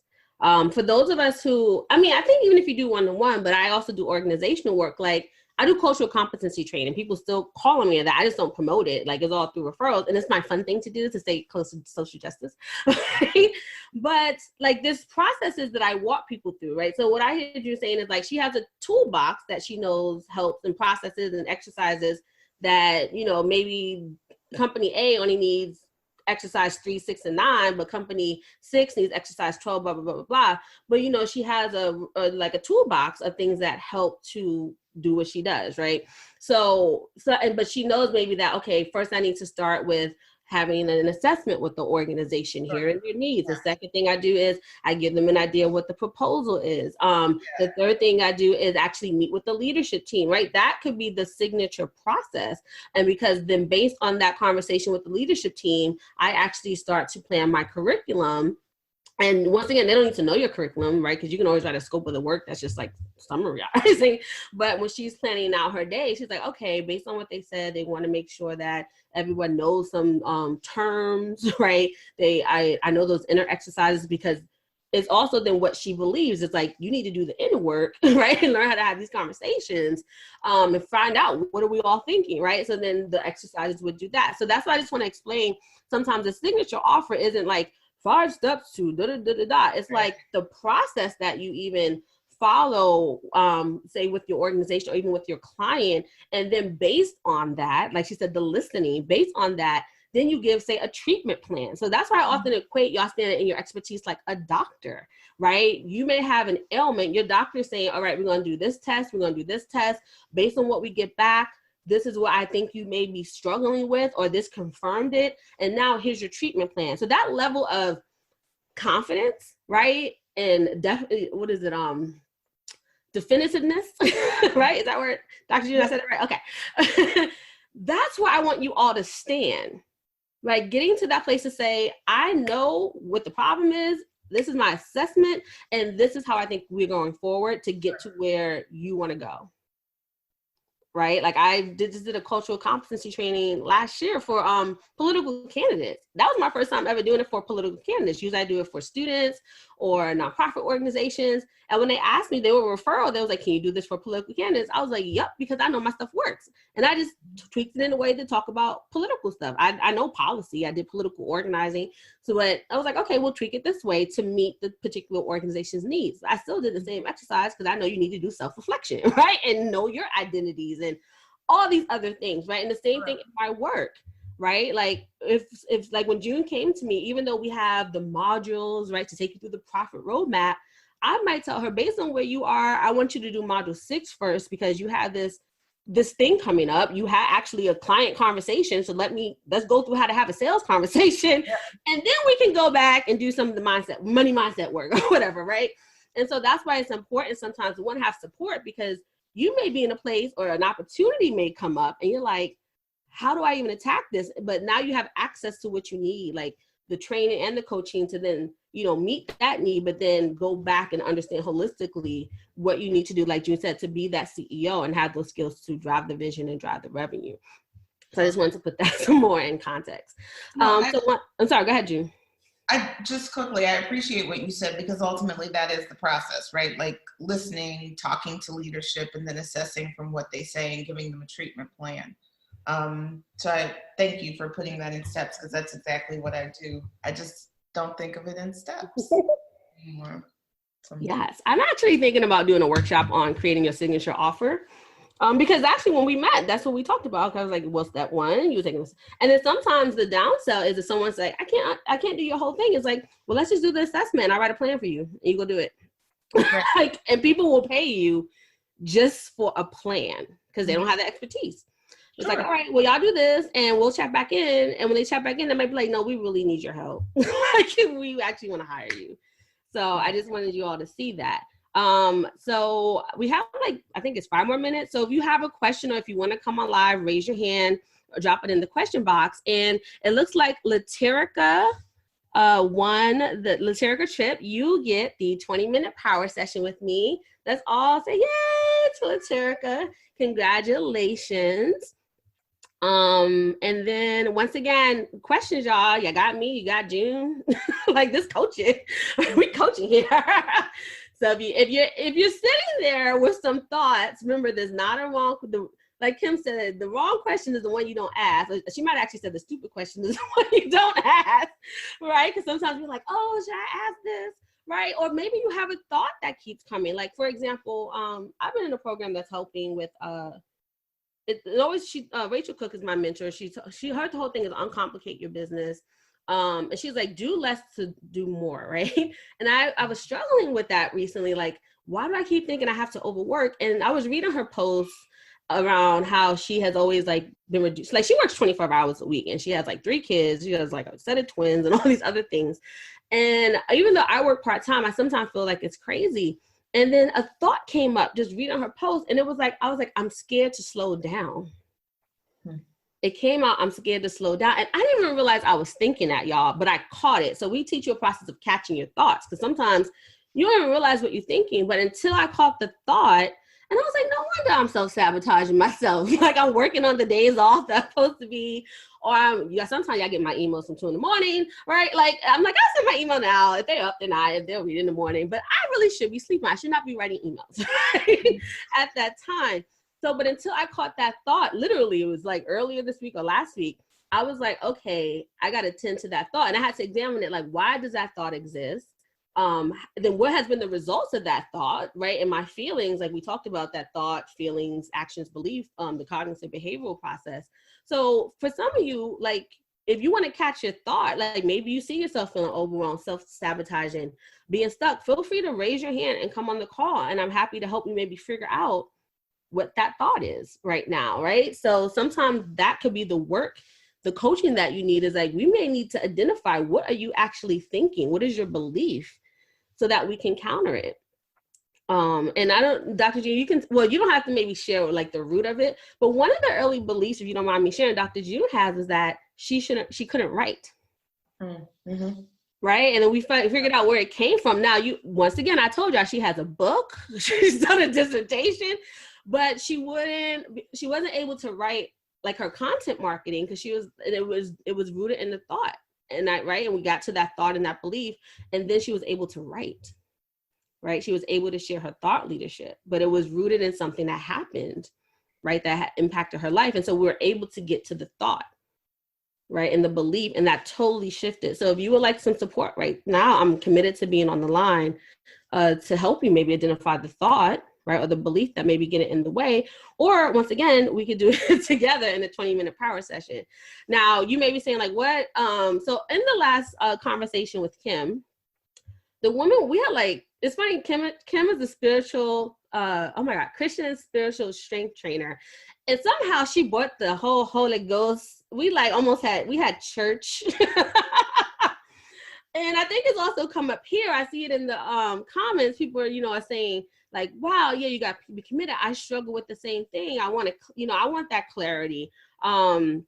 Some folks are saying, and they say, I love that model. You either do or you don't. Like, so some of you right now are aware that you need support, right? That you need support, and that Black Women CEO may be for you. And so our network now has changed. I changed our programming a little bit. And the reason why this came up was because someone came on the line saying that she doesn't have the revenue to pay thousands of dollars. And she was asking, how do you still get help? Right. So of course we can re-examine our priorities, maybe shift some things around in order to make our business a priority. But I actually honor that sometimes we don't have the thousands of dollars to invest. So one thing that we did here at Black Women CEO that I did is that I changed the way our group program is to make it more accessible. So the pricing for it is $100 a month. And that was always my dream of how do we make high quality culturally relevant education accessible. So we have you can pay $9.99. Basically, you can pay $1,000 a year and save 2 months, or you pay $100 a month. And then there were so many women who said it's called AYA, right? So that's our Black Women CEO Coaching Program, AYA. And so many of them people said yes, AYA, because I was like, if you want information, I'll send it to you. So many people said yes, AYA, that I said, okay, everyone who signs up by tonight, and I'll say by 11:59 p.m. Eastern, right? So you got like 2 hours. One, I will send you the link to the sales page that technically isn't really finished. It's officially finished tomorrow. So there may be like some formatting stuff, right? And maybe Kim, you could drop the link in here. So we made a bit.ly link for it. I said, everyone who enrolls at whatever level, the monthly level or the annual level, I will give you a 20-minute power session, complimentary. That's my bonus to you to have your leadership. And as you can see, in 5 minutes, I can kind of hone in on your thought and give you a customized strategy for how that you can navigate the stuff for AYA. So here's the thing. If you know you want to join, click the link and go do it now, because I want to acknowledge you on the call. So Marsha said, yes, AYA, go ahead. Kim, put the link in and just go sign up and then tell us that you did, right? Actually, I'm gonna add something else today. I'm gonna give y'all my Bible that I use, my business Bible, and Kim and Dr. June may know is U Squared by Price Pritchett. It's our entrepreneurial Bible. It's literally the book that changed my life and business. I'm also going to give all of that to you all when you join up today. So you get 2 things from me, everybody who enrolls in AYA today. And so everything that Dr. June talked about, that Dr. Marvette talked about, that Kim Davis talked about is in AYA. So I don't want you to think that, we're Black Women CEO Collective members. The only thing that's changing is they got a lot more private coaching with me, but now all that private coaching is going to be in group. And so, yeah, we can still laser in on your particular challenges. And it's still the education, the skills that they got, right? And they too had group coaching. So they had a group coaching component, but that allows us to make it more accessible, right? And then also what's added that they didn't get. And so they might be like, wait, how's she doing this? Just so the experience that you had in RISE is exactly the experience that you're going to have in AYA. It's like the test. Like we're giving you a taste test of it. And so every month an expert is going to come in. Every month an expert is going to come in, hone in on a topic, right? That you may need or you may not need, depending on your stage of business. So you won't just have access to me, you're going to have access to experts. And once again, I did not plan to talk about this at all today, because this wasn't to sell you, right? To be like, we're going to make an offer at the end. That's not what it was about. But spirit moved. Like that I was like, people were literally like, tell me what you have. And I was like, oh my God, okay. I'm going to just tell you all. And so you can go to the page. The content on the page is the content, right? It's going to tell you about Aya, what it's going to help you do. And then when you click join the community, it's a community on Mighty Networks. It's not the one that we had for RISE. It's a private community, right? That's going to last, because the one for RISE is going to close on the 28th, right? So it's not like, oh, we keep meeting. No, that's going to close, going to be disabled. So if you still want to be in community, you want coaching that you've kind of seen some bits of it, but there's more, right? There's high level training, high impact training, teaching you how to sell. I give you everything you need to have a profitable business. There's no, hey, well, you got to buy 2.0 to get, no, you're going to have everything you need. But if you want more coaching, like if you say, okay, I do want more time just one-on-one with you, there's an opportunity to do that, but you don't necessarily need it to succeed. Right, you don't need it to succeed. We had one client, and Dr. June, you know, Joanna Daniels from the UK, she only had group level access. She did like a strategy session with me, and then she saw she needed more. And then she only had group level access to the collective. She showed up every single coaching session. Within a month, she got, I think it was 4 paid clients. And then it was like around her 3 or 4 mark, she said, Quanisha, I'm on path to replace my full income. And she was a counselor. She works with parents who have trauma, and she homeschools her kids, y'all. So this is not the one who's like, oh, I just sit around and work on my business all day. And then by the end of that first year, she held a conference that like 30 people came to, and paid. Right? So group level coaching and training works. So I know sometimes we're like, well, I want my own thing. I want my own private time. And yes, that's great if you can invest at that level. You can, you know, make that happen, that investment. But the way we run our programs, the way we lead it, the way you all support one another is just as effective. So I just want to let you all know that. So if you said yes, Ira, earlier, go ahead and enroll. Tell me here that you enrolled, and everyone that enrolls we're not going to stay on, of course, till 11:59. We're going to wrap up. So I didn't realize we're even at 2 hours. But if you have enrolled, put enroll in the here so we can celebrate you. But if you said yes, Ira, later, and that's still, you know, it's just Ira, go ahead and just click the link and sign up. Don't overthink this, because that's the other thing. A CEO makes decisions. So, and it comes from that gut. That's that spirit self. So if you know in your spirit, this is where you're supposed to be. And this is what I'm asking everyone at Aya, is to make that 12-month commitment, right? Because Dr. June can speak to this. You have stuff that comes up in this first year. And if you're not saying like, well, I'm at least committed, right? You will go backslide. You'll go hide and shrink. And I don't want you all to do that. Aya is the Adinkra symbol for endurance and resourcefulness. And another way to think of that resourcefulness is self-reliance. So you got to be willing to stick it out and to say, I'm struggling, right? Like on our call on Monday, one of our clients were like, you know, I had some resentment for what you told me because sometimes it makes you look at yourself, and I wasn't happy about you, but this is why. It had nothing to do with me. It had to do with her, right? But she felt comfortable enough to say, like, this is why I answer your message when you message me. And Dr. June has that thing, like, yeah, I didn't reply back because I was still digesting what you said last week, right, Dr. June? But if they weren't committed to at least staying in the game, right, you could totally just let, and sometimes, like Dr. June said, I asked her, like, are you going to do this or not? Right? And it's okay. The no is okay. That's what I told you, right? The no is okay, but let's make a decision. Either it's a yes or a no, because then we both know what we're going to do then, right? We know how to like go at this. So make the decision, y'all. Just make the decision. So the page you're going to is going to have like all the description that you need. You've kind of had this experience in this summit and stuff like that. Some of you have been on every single call, right? And active in the community. So if it's just Aya, just go do it. And actually, is Jessica Jones here? Because Jessica Jones joined Aya already. I saw that. Is Aya a separate account from Black Women CEO RISE Summit? So with the Mighty Networks, there's different networks. So like in Facebook, we have different groups. So the RISE Summit is a group. Oh, you know, let's do this. Dr. June, if you have to go off, because it doesn't seem like anyone has questions. Dr. June, I thank you for being, I don't want you to have to stay on if they're asking questions about Aya. So let's all just thank Dr. June for being here in her time. Thank you so much, Dr. June, for sharing your expertise, sharing your experience. I value you so much. So if you have to jump off, go ahead and tend to yourself, because you kind of gave more time than we anticipated. So I just want to do that. And people saying, thank you, Dr. June. Thank you, Dr. June. And let us know if it resonated, so I can share that with her later. But I want to be able to answer their questions without you having to sit here. Because I see I've been traveling since 4 a.m. so I'm gonna hop off. So thank you. And if you are, if hopefully you're not wavering, but if you are, it's the best investment you can make in yourself and in your business. So good night. Thanks, Quanisha. Thank you, well, everyone. Have a good one. Thank you, sweetheart. Okay, so let me all right. So, and once again, if you have to roll off, I'm happy to, thank you for coming. But I'm really am committed to answering your questions. Like I said, I didn't plan to do this, but it came up. You asked for it.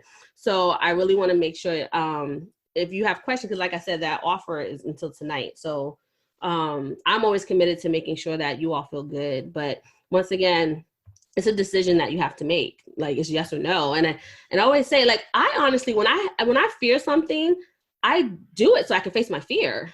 Because usually when I get past that fear is when I'm like, have had success on the other side. I'm like, oh, look, I was scared and I still did this. And here's the results. Like when I joined my first mastermind, it was $1,000 deposit. It was, I think it was like a 6,007K program or something like that.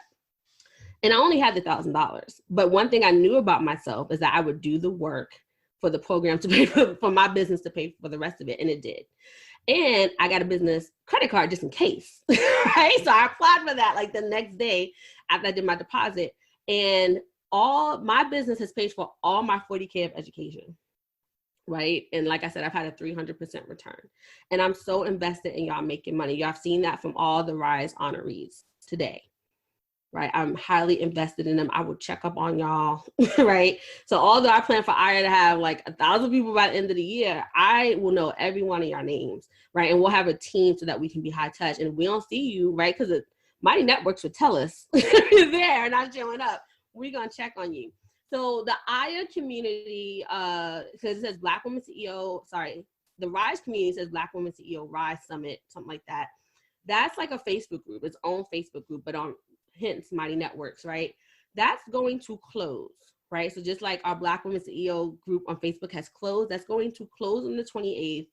Everyone's going to come out. We're going to ask Mighty Networks to deactivate it because that was just for this summit, right? Anything that's in there you won't have access to, it's going to close. Aya, so once again, if you want to continue to be in community with like-minded women to get support even from each other, if you want to keep getting coaching and training from me, if you want access to experts, and all the expert trainings, the live stream are coming down for Facebook. It's going into our vault in Aya. So all those recordings, if you want to reference it, are only going to be in Aya. We're taking it down off the podcast, everything. But then, like I said, every month we're having a new expert come in. So if you like this aspect of expanding your network, right? One of the reasons too why Black women aren't generating revenue is our network. It shows that there's a couple of studies that just came out from the National Women's Business Council that our network also impacts our ability to generate revenue, right? And have increased capital. So that's why I'm creating Aya this way so that experts can come in. And of course, if you want to work with them, fine. But as you all have seen, just those 30-minute trainings or 1-hour trainings have like been action packed, and you can really take your next steps in that. So that's why it is. It's the group training. You're getting our comprehensive Black Women CEO training programs, new and improved, right? Because I'm updating everything, right, to really make sure it's up to date. And there's something that are like evergreen, because it's like, this is the process, you're going to do it. You'll have access to me virtually, and we do twice a month. So that bi-weekly coaching, I'm actually thinking about making it weekly, Kim Davis. So talk about that a little bit. Because I don't know, I kind of want to touch y'all and do coaching every week. But anyway, that's an aside. But right now it's at least twice a month. And some of you got the benefit of being on one of the calls because you bought the birthday bash, my mug, and that was my gift to all of you. But here's the thing. I'm also, like I said, committed to by tonight, if you're enrolled by 11:59, and it's that bit.ly link there. Kim, can you post it again? Everyone who joins today, I'll give you that 20-minute power session. That's a $350 value, right? So, right? it's like you almost getting your first month money back because I'm like giving you this training, right? You're paying $99 to get even $350 worth of coaching, and then everything else that's an IRA, right? So you're getting a real good deal in that way. So, and let us know if you're enrolled. I know Jessica Jones enrolled. So if you're here and you're enrolled, because a couple of you were here earlier, and you said yes, Aya. So go ahead, go to the link and register, and let me know if anyone else has questions, because I'm committed to staying on the line to answer questions. So I'm trying to see people saying this amazing. Thank you, Dr. June. So yeah, so that's the difference between the RISE community and Aya. Aya will be there forever. Well, as long as we're doing it, right? Which I plan to do it for the rest of the Black Women CEO business life. That's our new premier program, right? Everything that we've done prior to that has now just been, reframed into Aya, right? So everything you heard from our honorees will still apply, because we're just transitioning that into Aya, just in a slightly different format to still support you all. And to me, adding more richness. Like I said, we're adding in other experts so that you can have access to more people. But yes, the Mighty Networks for RISE will be closing and accessible. And then all these trainings are coming into Aya, and then, building on it from there. But so Liturgical said, I'm shocked. Oh, is that for the, that you won the 20-minute complimentary session?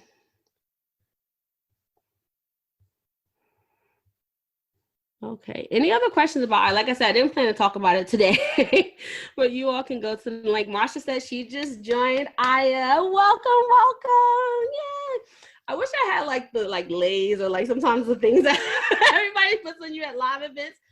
I think we're going to do a live event. We're going to plan a retreat. I told you, I said this on the Events for Business. I'm like, it's time, because you all keep asking me about it. So they said, congratulations, Marsha, won't he do it? Yes. So congrats. She said, I'm scared and excited. Yeah. So when you're scared, it really is excited, right? So that's another shift we can make. You're excited. It's excited about the possibilities, right? I love when Dr. June just said, like, she's like, let's see what happens. And that's how I am. And when she said that, I was like, oh, I bled off on her. I was like, let's see what happens, right? Right. Sometimes it's just like, let's just see what happens. Let's get the results, right? Some of you are so stuck in these hypothetical situations, and you don't have real information to make a decision. And it's not saying, like, I'm being very transparent that every single thing you do in business, like this one time, like my first workshop, I had one person sign up, but I went and had recorded the whole 4-hour workshop and put it together, right? And that person paid like $197. But putting that 4-hour workshop together helped me to think through some other things that became a basis for other programs that I did later, which I've made thousands of dollars off, right? So, but I did it and I got the information. And like she said, it's like, okay, well, maybe I need to tweak how I talked about this. Or was the sales page too long? And I had a mentor, I had private coaching. So we sat there and decided how I should change it in the future. And every single workshop I've had since then has had multiple people, right, show up at that same rate in different ways. And once again, has led to people paying me $5,000, $3,000, up to $10,000. And even organizational, charging, me getting 14K contracts from organizations to coach in their community, right? So, but that's what we mean, like, see what happens, get the real world results. That's what a pro does, right? Stephen Pressfield, The War of Art, talks about a professional does their work in the real world. So, if anyone else wants to join, because I know a couple of you said yes, Ira, earlier, right? If you, once again, make the decision, go ahead. The page is there if you want to read more of the details and tell you, like, once again, I think you understand kind of what we're about, but it told you again. Let me see if there's some other folks that came in that maybe they're not on the call. So I just want to check. But any questions, you can come on live and ask me a question or put it in the Q&A. And what I'm going to do, I'm going to commit to just being on here 10 more minutes. Well, if there's no question, we'll get off more. But there's a number of you still here, right? So there's a reason probably why you're here. You're not here to just hear me like talk. You're either thinking something or you're feeling something, and go ahead, ask it, right? If you're feeling something, I'm happy to answer. If you're thinking something, I'm happy to answer it. So you have access to me. And you're not alone. There's already members in Aya, because we have founding members, and then we have members who transition from the collective into Aya. And then, like I said, we have some women from RISE are joining. So like I said, Jessica Jones, Marsha just joined. Okay. So those are some of the folks I see here already. And Laterica said, I just got my app. So I guess, Laterica, are you in the process when you said you just got the app? And she was like, I'm working on it. So let us know if you're planning to join. She said, yes. So yay, Laterica. Yay. And actually, so what I'm doing, so there's a couple of you who won. So I think Marsha won the 20-minute power session. So you two, because you won, I'm not like replacing your bonus. We're going to do it as a 40-minute session or 20 minutes. So you'll still get what you won, and then you'll also get the bonus for your leadership and signing up for Aya today. Marsha said, yes. Yes, at 40 minutes. Yeah, so we can either do it as a whole 40 minutes. I would prefer that you do it as 2, right? Because the 20 minutes are powerful. You don't necessarily need 40. So this way we could meet once, you go do some action, and then we can meet again and check in. So yeah, Marsha said, yeah. She's like, I'll do 220. So I just wanted to let you all know what's possible. And I can't wait for Laterica to come in. Anyone else? Are y'all in the process of like doing the stuff? And Shaniqua's here. Hey, Shaniqua. She's another one of our Aya members, and she's private clients working. Who else is here? Are there any other people? Okay, because I know a lot of people signed off already. But once again, I'm here. Raise your hand. Ask your question. Like I'll be on here for 6 more minutes. Or if you're in the process of, going through the page and joining, let me know. Because I want to just acknowledge you on the call and acknowledge your leadership. Okay, I'm just looking at the app because sometimes I can see here faster. Okay, so let's see. We have Kim is our staff member. Laterica said she's in the process of signing up. So Malaysia, you're still here. Amazing enough, amazingly enough, even my 3-year-old enjoyed the RISE. Awesome. I'm glad that the baby has enjoyed the conversation. Hi, Levon. I see Levon here. I see Rochelle here. And I know Shanique was joining in. Anyone have any questions? And questions about anything. It could be about Aya, or you can, once again, it's still like Q&A time a little bit.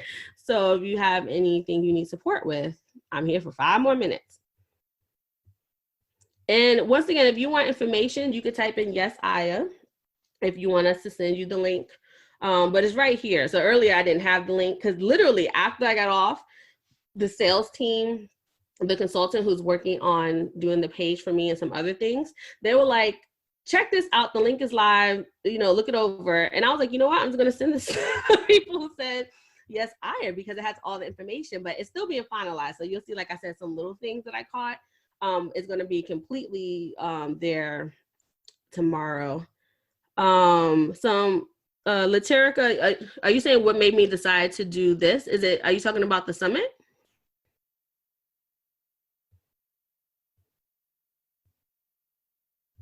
Let me know if you're talking about the summit when you said do this, so I can just know exactly what you're talking about. And while Laterica's, she said yes. Okay.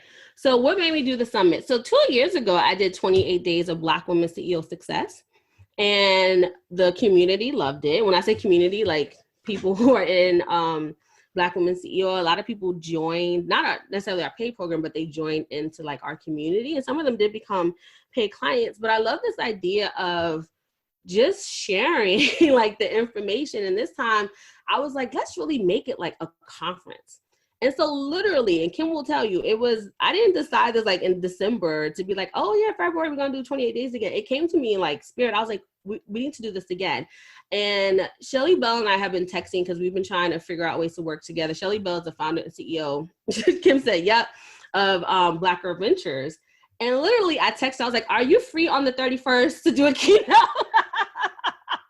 And I was texting some people that came to mind, and it was only one person was like, nah, I can't make it. I was texting Kim, like, Kim, we wanted to work together again and play this year. Like, you want to come do it? And then Monique was at our business. Monique and I, we did an event. We co-led a workshop for Black Women CEO in January, and everybody loves her event for business. I was like, all right, Monique, you gotta come do it again, because all these people had questions, right? And then Ashley Kirkwood, she had reached out to me because I promoted some of her trademark stuff. She was like, okay, we're doing it again. February's a workshop. And I was like, look, we can do it in this context. So sometimes I get moods, but we're going to do RISE every year. I think it was such an enjoyable experience. I didn't want to do it on Facebook. I wanted to do it on Mighty Networks because, one, you see every post, right? If I notify you all, I know you see it, right? And Facebook algorithms. So I wanted to do it off network. And also that's why I placed Aya there, because we don't have to like have all these different platforms. Everything will be in that community. So that motivated me to just get some. And once again, the community for Aya didn't come at the beginning. Like a week in, and I was like, wait, we need a home base while we're doing the RISE Summit. So that's why I opened it. And she said, last minute powerful. Yeah, so I enjoy always bringing, like we had a Facebook group I just closed. It was the Black Women CEO Collective. We have 5,000 women in that group. So I know that being a community, even when it's complementary, is powerful. So like I said, I was moved to do like this version of 28 Days of Black Women CEO Success. I literally rented a hotel room so I could record that video, right? And then I realized that for the business strategy component, that everything that I was even putting together for the RISE, like when it came to me, it wasn't like for business, but like I said, you want to promote, you always want to think about the business aspect of even when you're moved by a topic. And I realized, I'm like, wait, everything that we're doing in the RISE Summit, it's what Aya is, right? So it also, the 1,000 women who joined this month, I was like, oh, it'll give them a taste of what we do. And if they want to continue with it, then they can come into the community and explore it. Right. So that was the motivation, was I was moved to do it again and do it in a different way. My mentor, Ariel Loren of 100K Incubator, she wants more Black women to get 100K in revenue. She was working with me in the strategy and stuff around this, the content. So one thing that was different about the 28 days is that it's not something going out every day. Even though we did have some technical issues, so some of you may have gotten something every day. So my apologies once again. So, but it was like, once a week having some experts. And then I wanted to do this panel because I wanted, like today, the honorees, because I wanted you to see, like I said, some people who in their first to 3 years, see what's for them. And then we're kind of concluding with me doing my training, right? How I attract 5K plus sales months by working my business part-time. So that's probably longer than what you asked, satirical, but that's one thing I kind of lead by example, is that sometimes we'll be moved to do something. And my part is to make sure that you do it strategically for your business, right? So if you're like, I want to write a book, it's like, okay, well, what are you writing the book on so that it serves your business, right? And it leads to clients. So yeah, there are some business things in this, but genuinely, I wanted to connect that RISE. It's time for the world to know your name. It just came. Like, it really came. That video, like I was literally in a hotel room and it was like, that was flow. I didn't write anything out.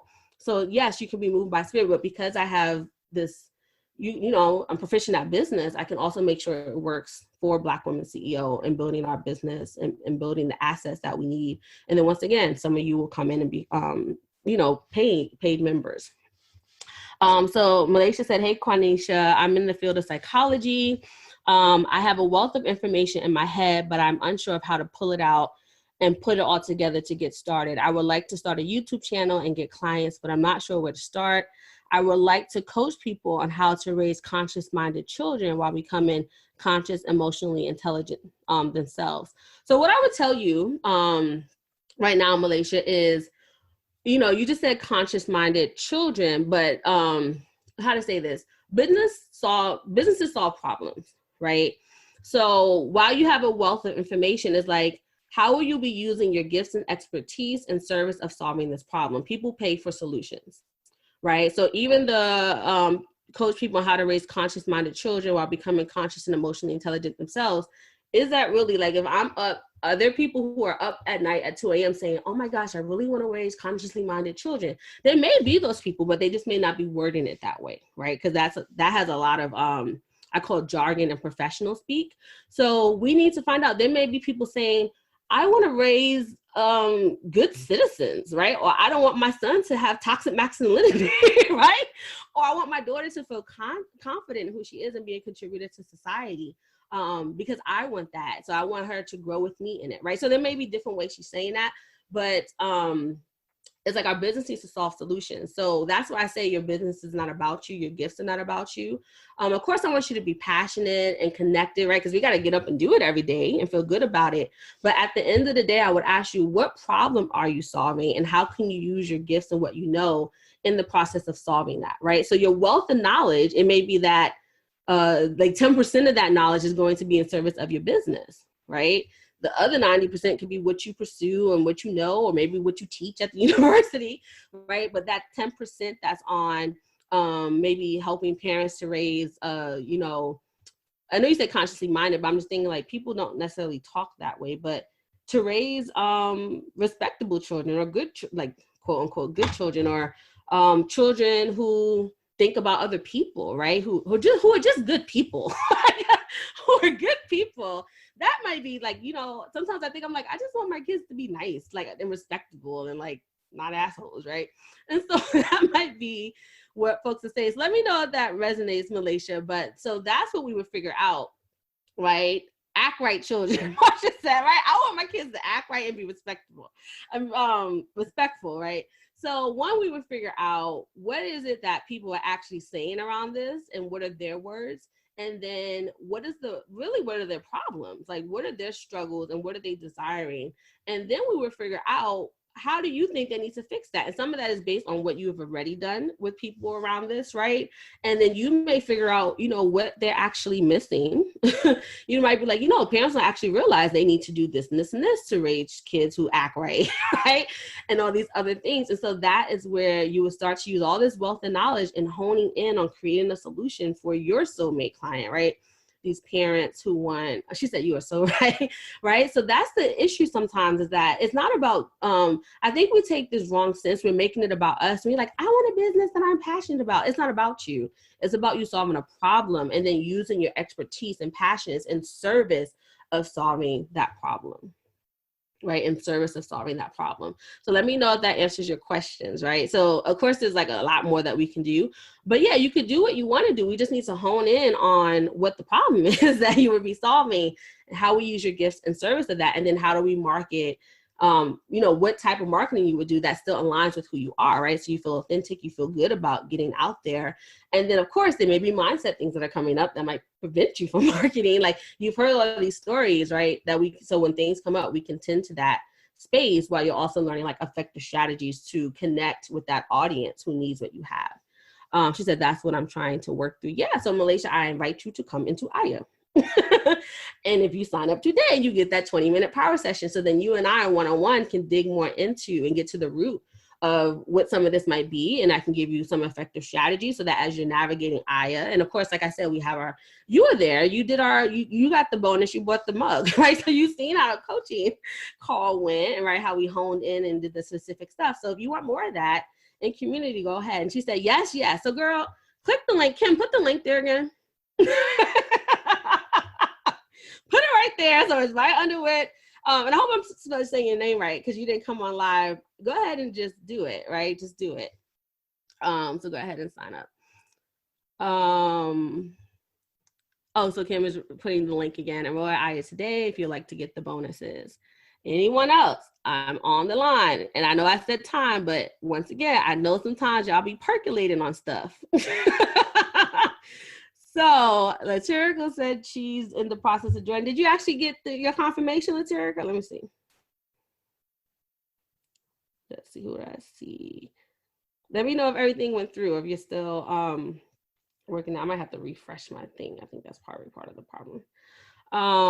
So she's in the process. Malaysia said she's coming. Marsha, I think you said you signed up, right, Marsha? I think she said yes. No degrees, 2 classes away from a BS. Yeah, you can have a bachelor's and do the work you want to do. It's not always about the credentials, right? People want people who solve their problems. So you can say you solved this problem, right? That's what they want, right? They want people who, Marsha said she did.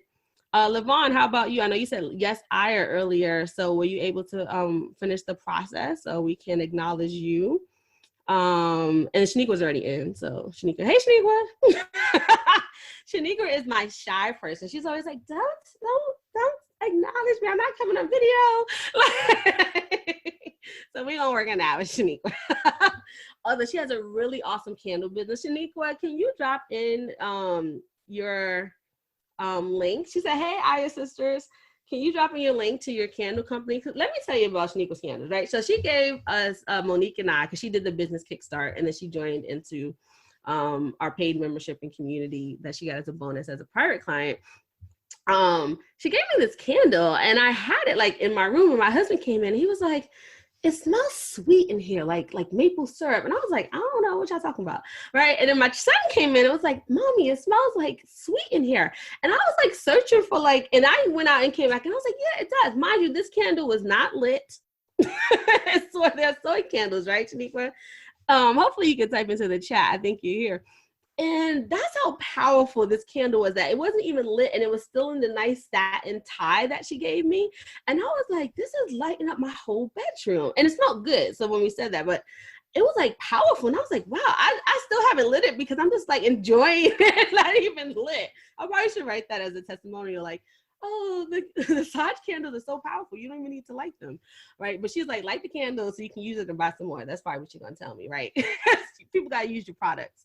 Kim is laughing. But yes, as you can see, we have a woman with a range of different businesses. Like Dr. June does consulting work.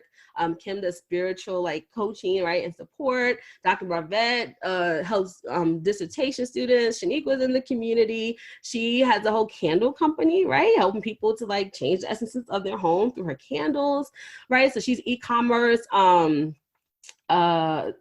Lavon, Lavon was on Facebook today. She also has an e-commerce business. She sells like affirmation products that help people with their confidence, and she does vision board parties and a lot of other different things. So we have women who do a range of services in our community.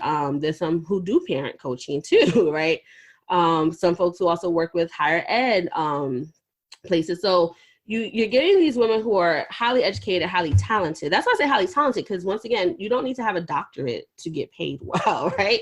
There are some folks who just have their bachelor's or they just have training in what they do, and they're in our community. So you'll be in community with them also. And me and then the experts who come in. All right, so last call. If you want to let us know that you formally enrolled so I can acknowledge you here, please go ahead and do so. And once again, last call for questions. If you have a question or if you want to come on live, I'm happy to answer it. So Marsha said, enrolling was a leap of faith, not to put all my business out there, but I lost my job 5 months ago and decided that I wanted to go into business for myself, of not really knowing what that would look like. But I was tired of giving years to others and not investing in myself where it mattered. So I resonated with the young lady who stated that she didn't have the money. Yeah, so that's what kind of came up in the last session. So and I'm glad you said it in this context of like, this is really about investing in yourself. And some of us don't invest in ourselves because we don't think we'll do the work. So, you're doubting yourself. That keeps you from investing in yourself because you're like, am I going to really do this? Right? Am I going to commit and follow through? And sometimes that is actually the reason why you should invest in yourself, right? So that you can get the support and committing and following through and doing what you dream of, right? So, Marsha, I just wanted to let you know you're not alone. There's women who came to me because they, maybe had a layoff for a job or something happened. There's some people that had that happen while they were working. And then it was like, it almost sometimes elevated their belief of like, oh, I really got to do this now. It's a lollygagging, right? I got to get it done. And so once again, my commitment is for y'all to generate revenue, make money, right? So that, one, you can tend to yourself in the situation and then maybe completely overcome it if you're generating the revenue that you need, right? But yeah, this is often about investing in yourself, and someone else is sharing that's where I am. And that's also why I created Aya, because I wanted it to be more accessible. I don't want money to be a reason why Black women can't get the high quality business training and support, like coaching, right, that you all need. And of course, when y'all start generating more money, or some of you may be coming in at a different means level, and if you want private coaching and all this, yeah, you can get it, but it's not required, right, to do well and start generating revenue, right? And that's why I mentioned Joanna at the group level, right? And she like, she like took off. And then I have a interview. Joanna actually did one of our sessions. We interviewed her. So I'm going to upload Joanna's story because she did it. Can remind me to like, because she did one of our master classes in the collective, because we had a monthly call, and she, was interviewing Joanna. So I wanted her to motivate some of the other ladies. So just remind me, Kim, so that we can upload Joanna's call, because I think her story will resonate with a lot of y'all. Like, she literally paid $97 a month. Like, she had signed, she like put money together to do, at the time, the profit planning sessions were like $350 or $500. I was just starting to do them and testing out if it even worked. And then she said, I need your help. And she was like, but I can only afford like $97 a month. And I was like, okay, let's do it. And she was hungry and dedicated. So that's the thing. Sometimes when money is tight or situations happen in life, you're hungry and dedicated, right? So you're going to show up at a different level than sometimes. I've seen people, even in our program and in another business community where I was a business coach, they will drop 10K and then not show up. And I'm like, who do that? Like, where y'all do that at? I show up no matter what my investment is. I'm on the live calls. Kim has been my mastermind sister. She know I'm asking my questions in the group. Kim said yes. I'm tagging the coach, right? And then if she has the live events, I'm there. I'm the first one signing up, so I can also get the bonus. I tell y'all, if you invest in it, maximize your investment. Maximize it.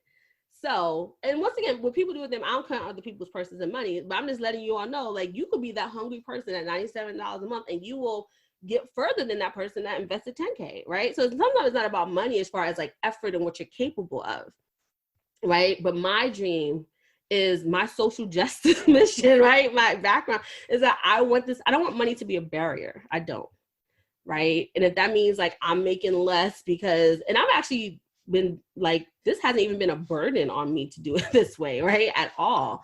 And so that's another thing that's like confirmation for me. God is like, see, I told you. And I'm like, yeah, I see.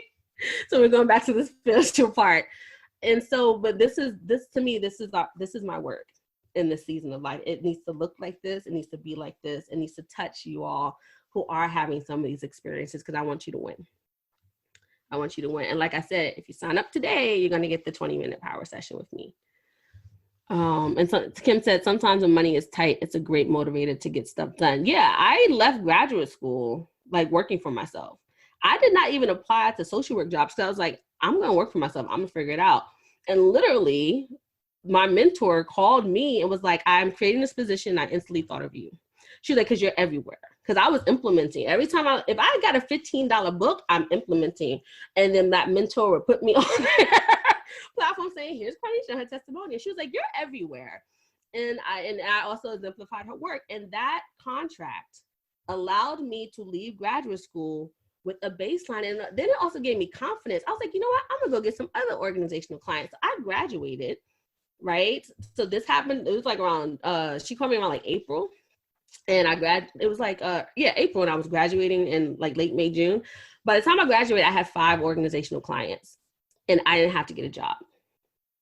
So I literally went from a broke graduate student. I was social work. You had to do 3 days of placement. 2 of my days I was being paid for by Brimoire to be in the civic engagement office. And the 3rd day was still part of just the social work requirement. So literally, I was bringing like in $1,000 a month, right? Broke graduate student. I was going to talk about this tomorrow, but we talk about today. And I came out with the ability to have all my bills paid and more because of these contracts. And it's just been growing and growing and growing for that. And then, as Dr. June said, it now gave me the space to design my life as I want, and then to go after things, position myself for stuff. I don't even say I go after, I attract. People come to me, right? I want it to be sought after, and that's exactly what I am. Right. But it's still my job to get out there and position myself, right, and promote. But this a lot of times, like, people call me like, hey, I'm ready. And I like, my friend, actually a colleague, was like, I decided I wanted to work myself, and I instantly thought of you. So what it looked like, and then she paid. Right. So Like, that's what I want for you, right? That you have now got into this position where you're confident. People are seeing, like Dr. June said, it's when people started seeing her showing up that they then started to even say, oh, you do this? Hey, come do this for us, right? She sent the email out to her network. Oh, here, there's an opportunity, right? So that's that getting out there. So if you feel like you need to learn how to promote, you need to feel confident in it, you want to learn a way to promote that's authentic to you, because I'm not about being like everyone has to do it this way. No, there's a range of ways, but it's about aligning it with your persona. So that's been a place you're stuck. Eyes for you, right?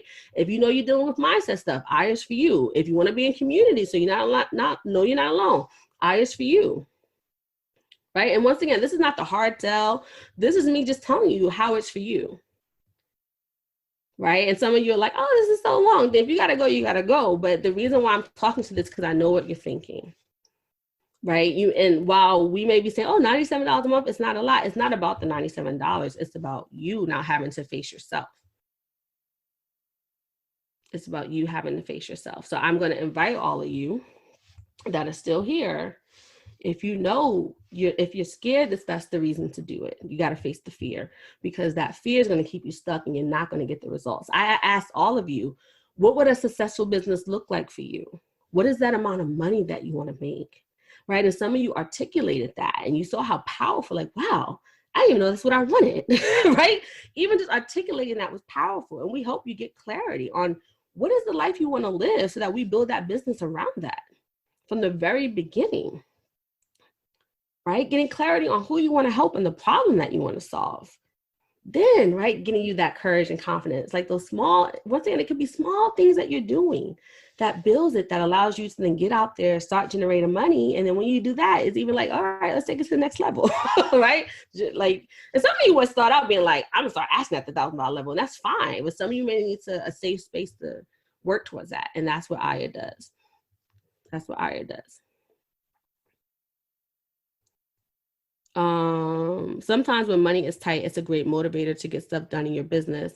Oh, and then Kim says, so true. My clients come to me and understand your clients. Oh, and understand your clients are waiting for you to show up, right? There are people who, the way you show up, the way you talk about the topic, because we all know there's nothing new under the sun, but your personality, the way you talk about it is going to resonate with them.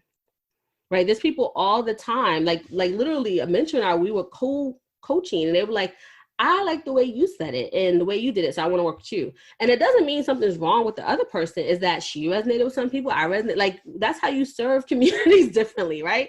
It's like, pick your coach. Right. And we're going to work with you. Right. So, and you all, like, some of you are sensitive about me and y'all said that, oh, the way you showed up on video, right? The things you said resonated with me. And that's what you will be for someone else, for your soulmate clients, right? The people in your tribe, right? So I'm almost what you see me do and our leaders here do is what you will be doing. Like, we lead by example. And that's exactly what you can do. You can have a summit, right? And attract people and then become clients. You can have a workshop, attract people, become clients. You can get that $25K contract, right? Because you started to actually get out there and saying, I'm an expert in this. This is what I do, right? Everything. And of course, legally, I can't say we guarantee blah, blah, blah, blah, blah, because I don't want anybody to sue me ever, right? But this, I'm showing you all these various examples from different things because I know that this is possible for you. Like with Dr. June just now, I said a year ago, she said this is where she wanted to be, and this is exactly where she is. Because I remember y'all dreams. And I'll remind you of them too. I'm like, you said you want to do this, so you got to do the work. So Marsha, I see your, Marsha came in, yay. I know she said she enrolled, but not, I see it here. Yay. I think Lacherick, I saw your name pop up too. Oh my God, wait, it's like not refreshing. I think, let's see, something happened here. I might have to come out the app. All right, y'all, if there's no more questions or thoughts, Kim said, congratulations, Aya sisters. Yeah, so once again, you have like an hour if you need to like talk to the husband and all these other things. But that's another thing, right? Do you have to converse with your husband when you're buying a pair of shoes every month? Like, let's be real about it. So sometimes we're going to our spouse or significant other because we want them to validate us. And part of that CEO thing is you validating yourself, right? Because think about all the times when you go to the supermarket and you spend $100 and you know you overspent, you don't go call like, can I have permission to buy these levels? No, you just do it, right? And that's the same thing you need to start doing in your business. And then trust that your business is going to make that money back. And of course, I'm not saying go do things that will get you divorced. Everybody has different rules and they're like their relationships. But Laterica said, first it said join them. First time I joined, it said success and our internet is going in and out over here. All right, well, let us know if you're having trouble. So maybe that's why. I thought I saw your name, but maybe your name. Okay, we'll figure it out. Yeah, I thought I saw your name pop up, but we'll figure it out, right? So, Laterica, if you're having a hard time, send us an email so we can figure it out. Or maybe I use your data instead of the internet so everything goes through. I forgot what I was talking about. Oh, the husband thing, right? Or the partner thing.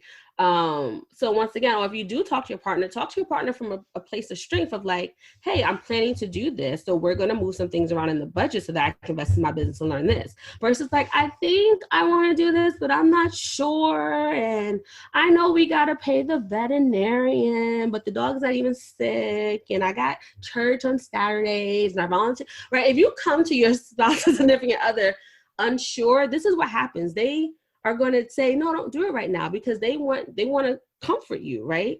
They want you to stay safe. And so they're going to tell you that probably the part of like, don't do it because they want you to stay safe, right? But if you come from a place of strength of saying, this is what we're going to do, let's figure it out, or this is the plan, right? I'm just like kind of letting you know, when you come with that place of strength, they're like, oh, okay, babe, you got this. Right? Can you all see how different that is?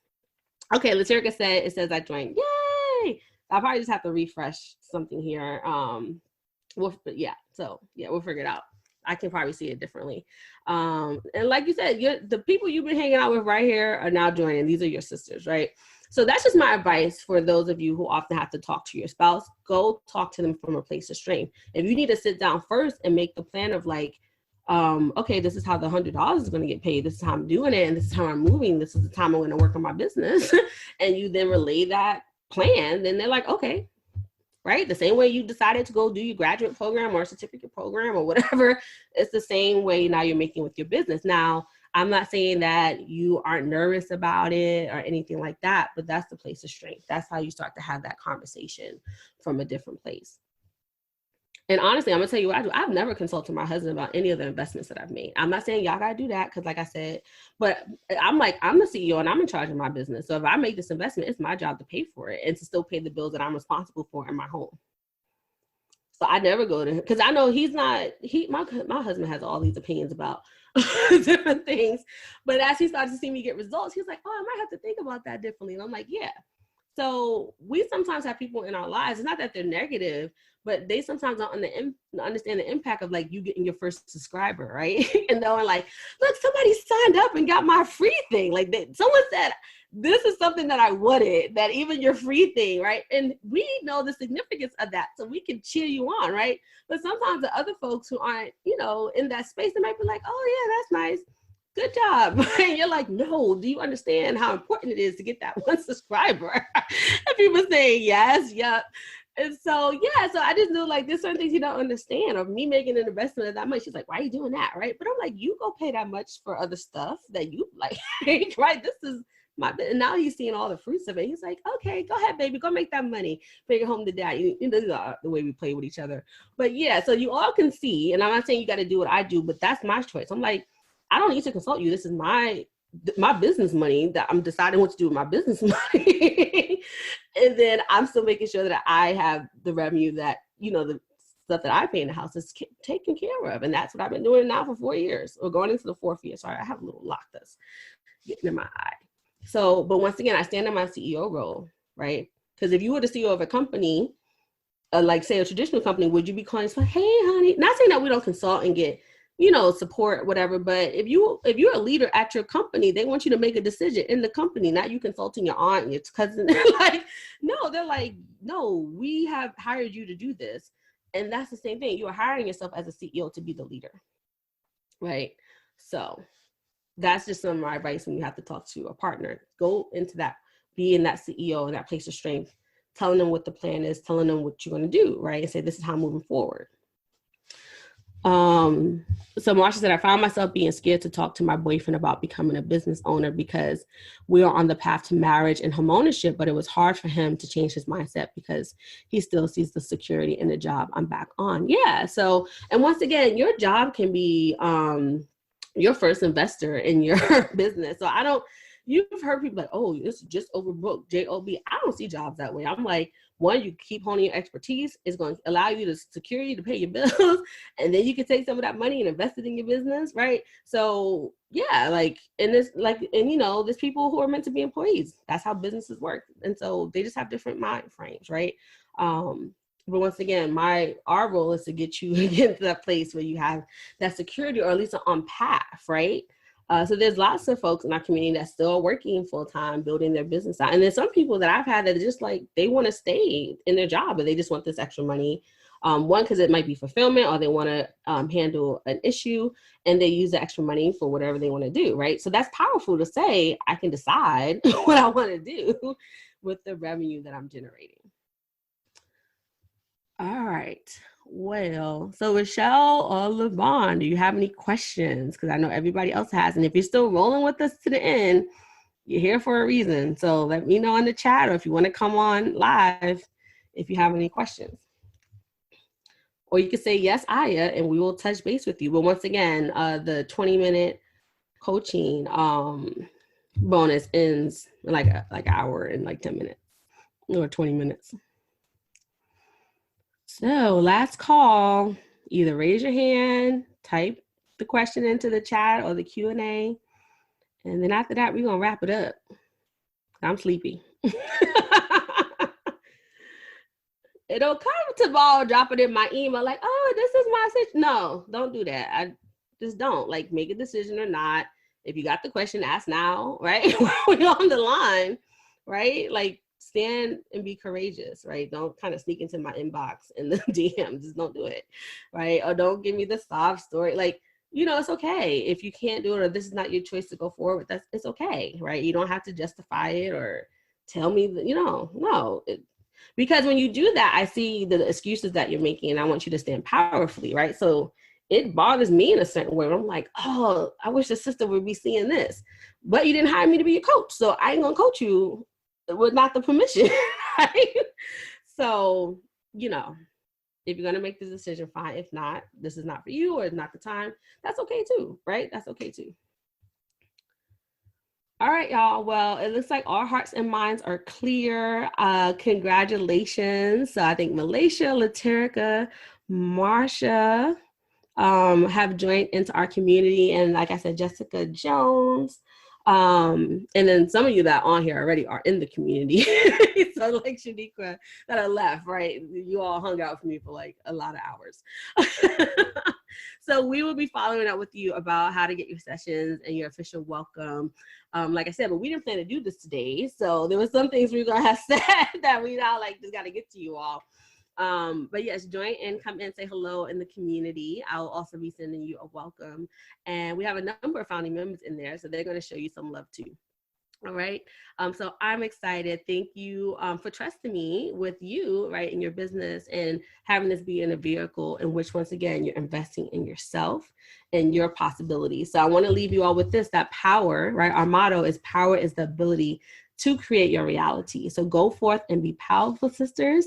And tomorrow I am doing my free masterclass, right? How I attract 5K plus months in monthly sales while working my business part-time. I'm going to be showing you my real receipts, right? Some of you have seen me do that before. So I got updates, right? So I actually go on PayPal to borrow and take the screenshot. So you see 2 dates with those real, what those real receipts look like. So we'll be talking about that. And I even have this up in front of me. So you got an email earlier kind of detailing some of those things, and I'll send that out again, of some of the things we're going to talk about, right? Why sometimes your socialization is the reason why you're not moving forward in business.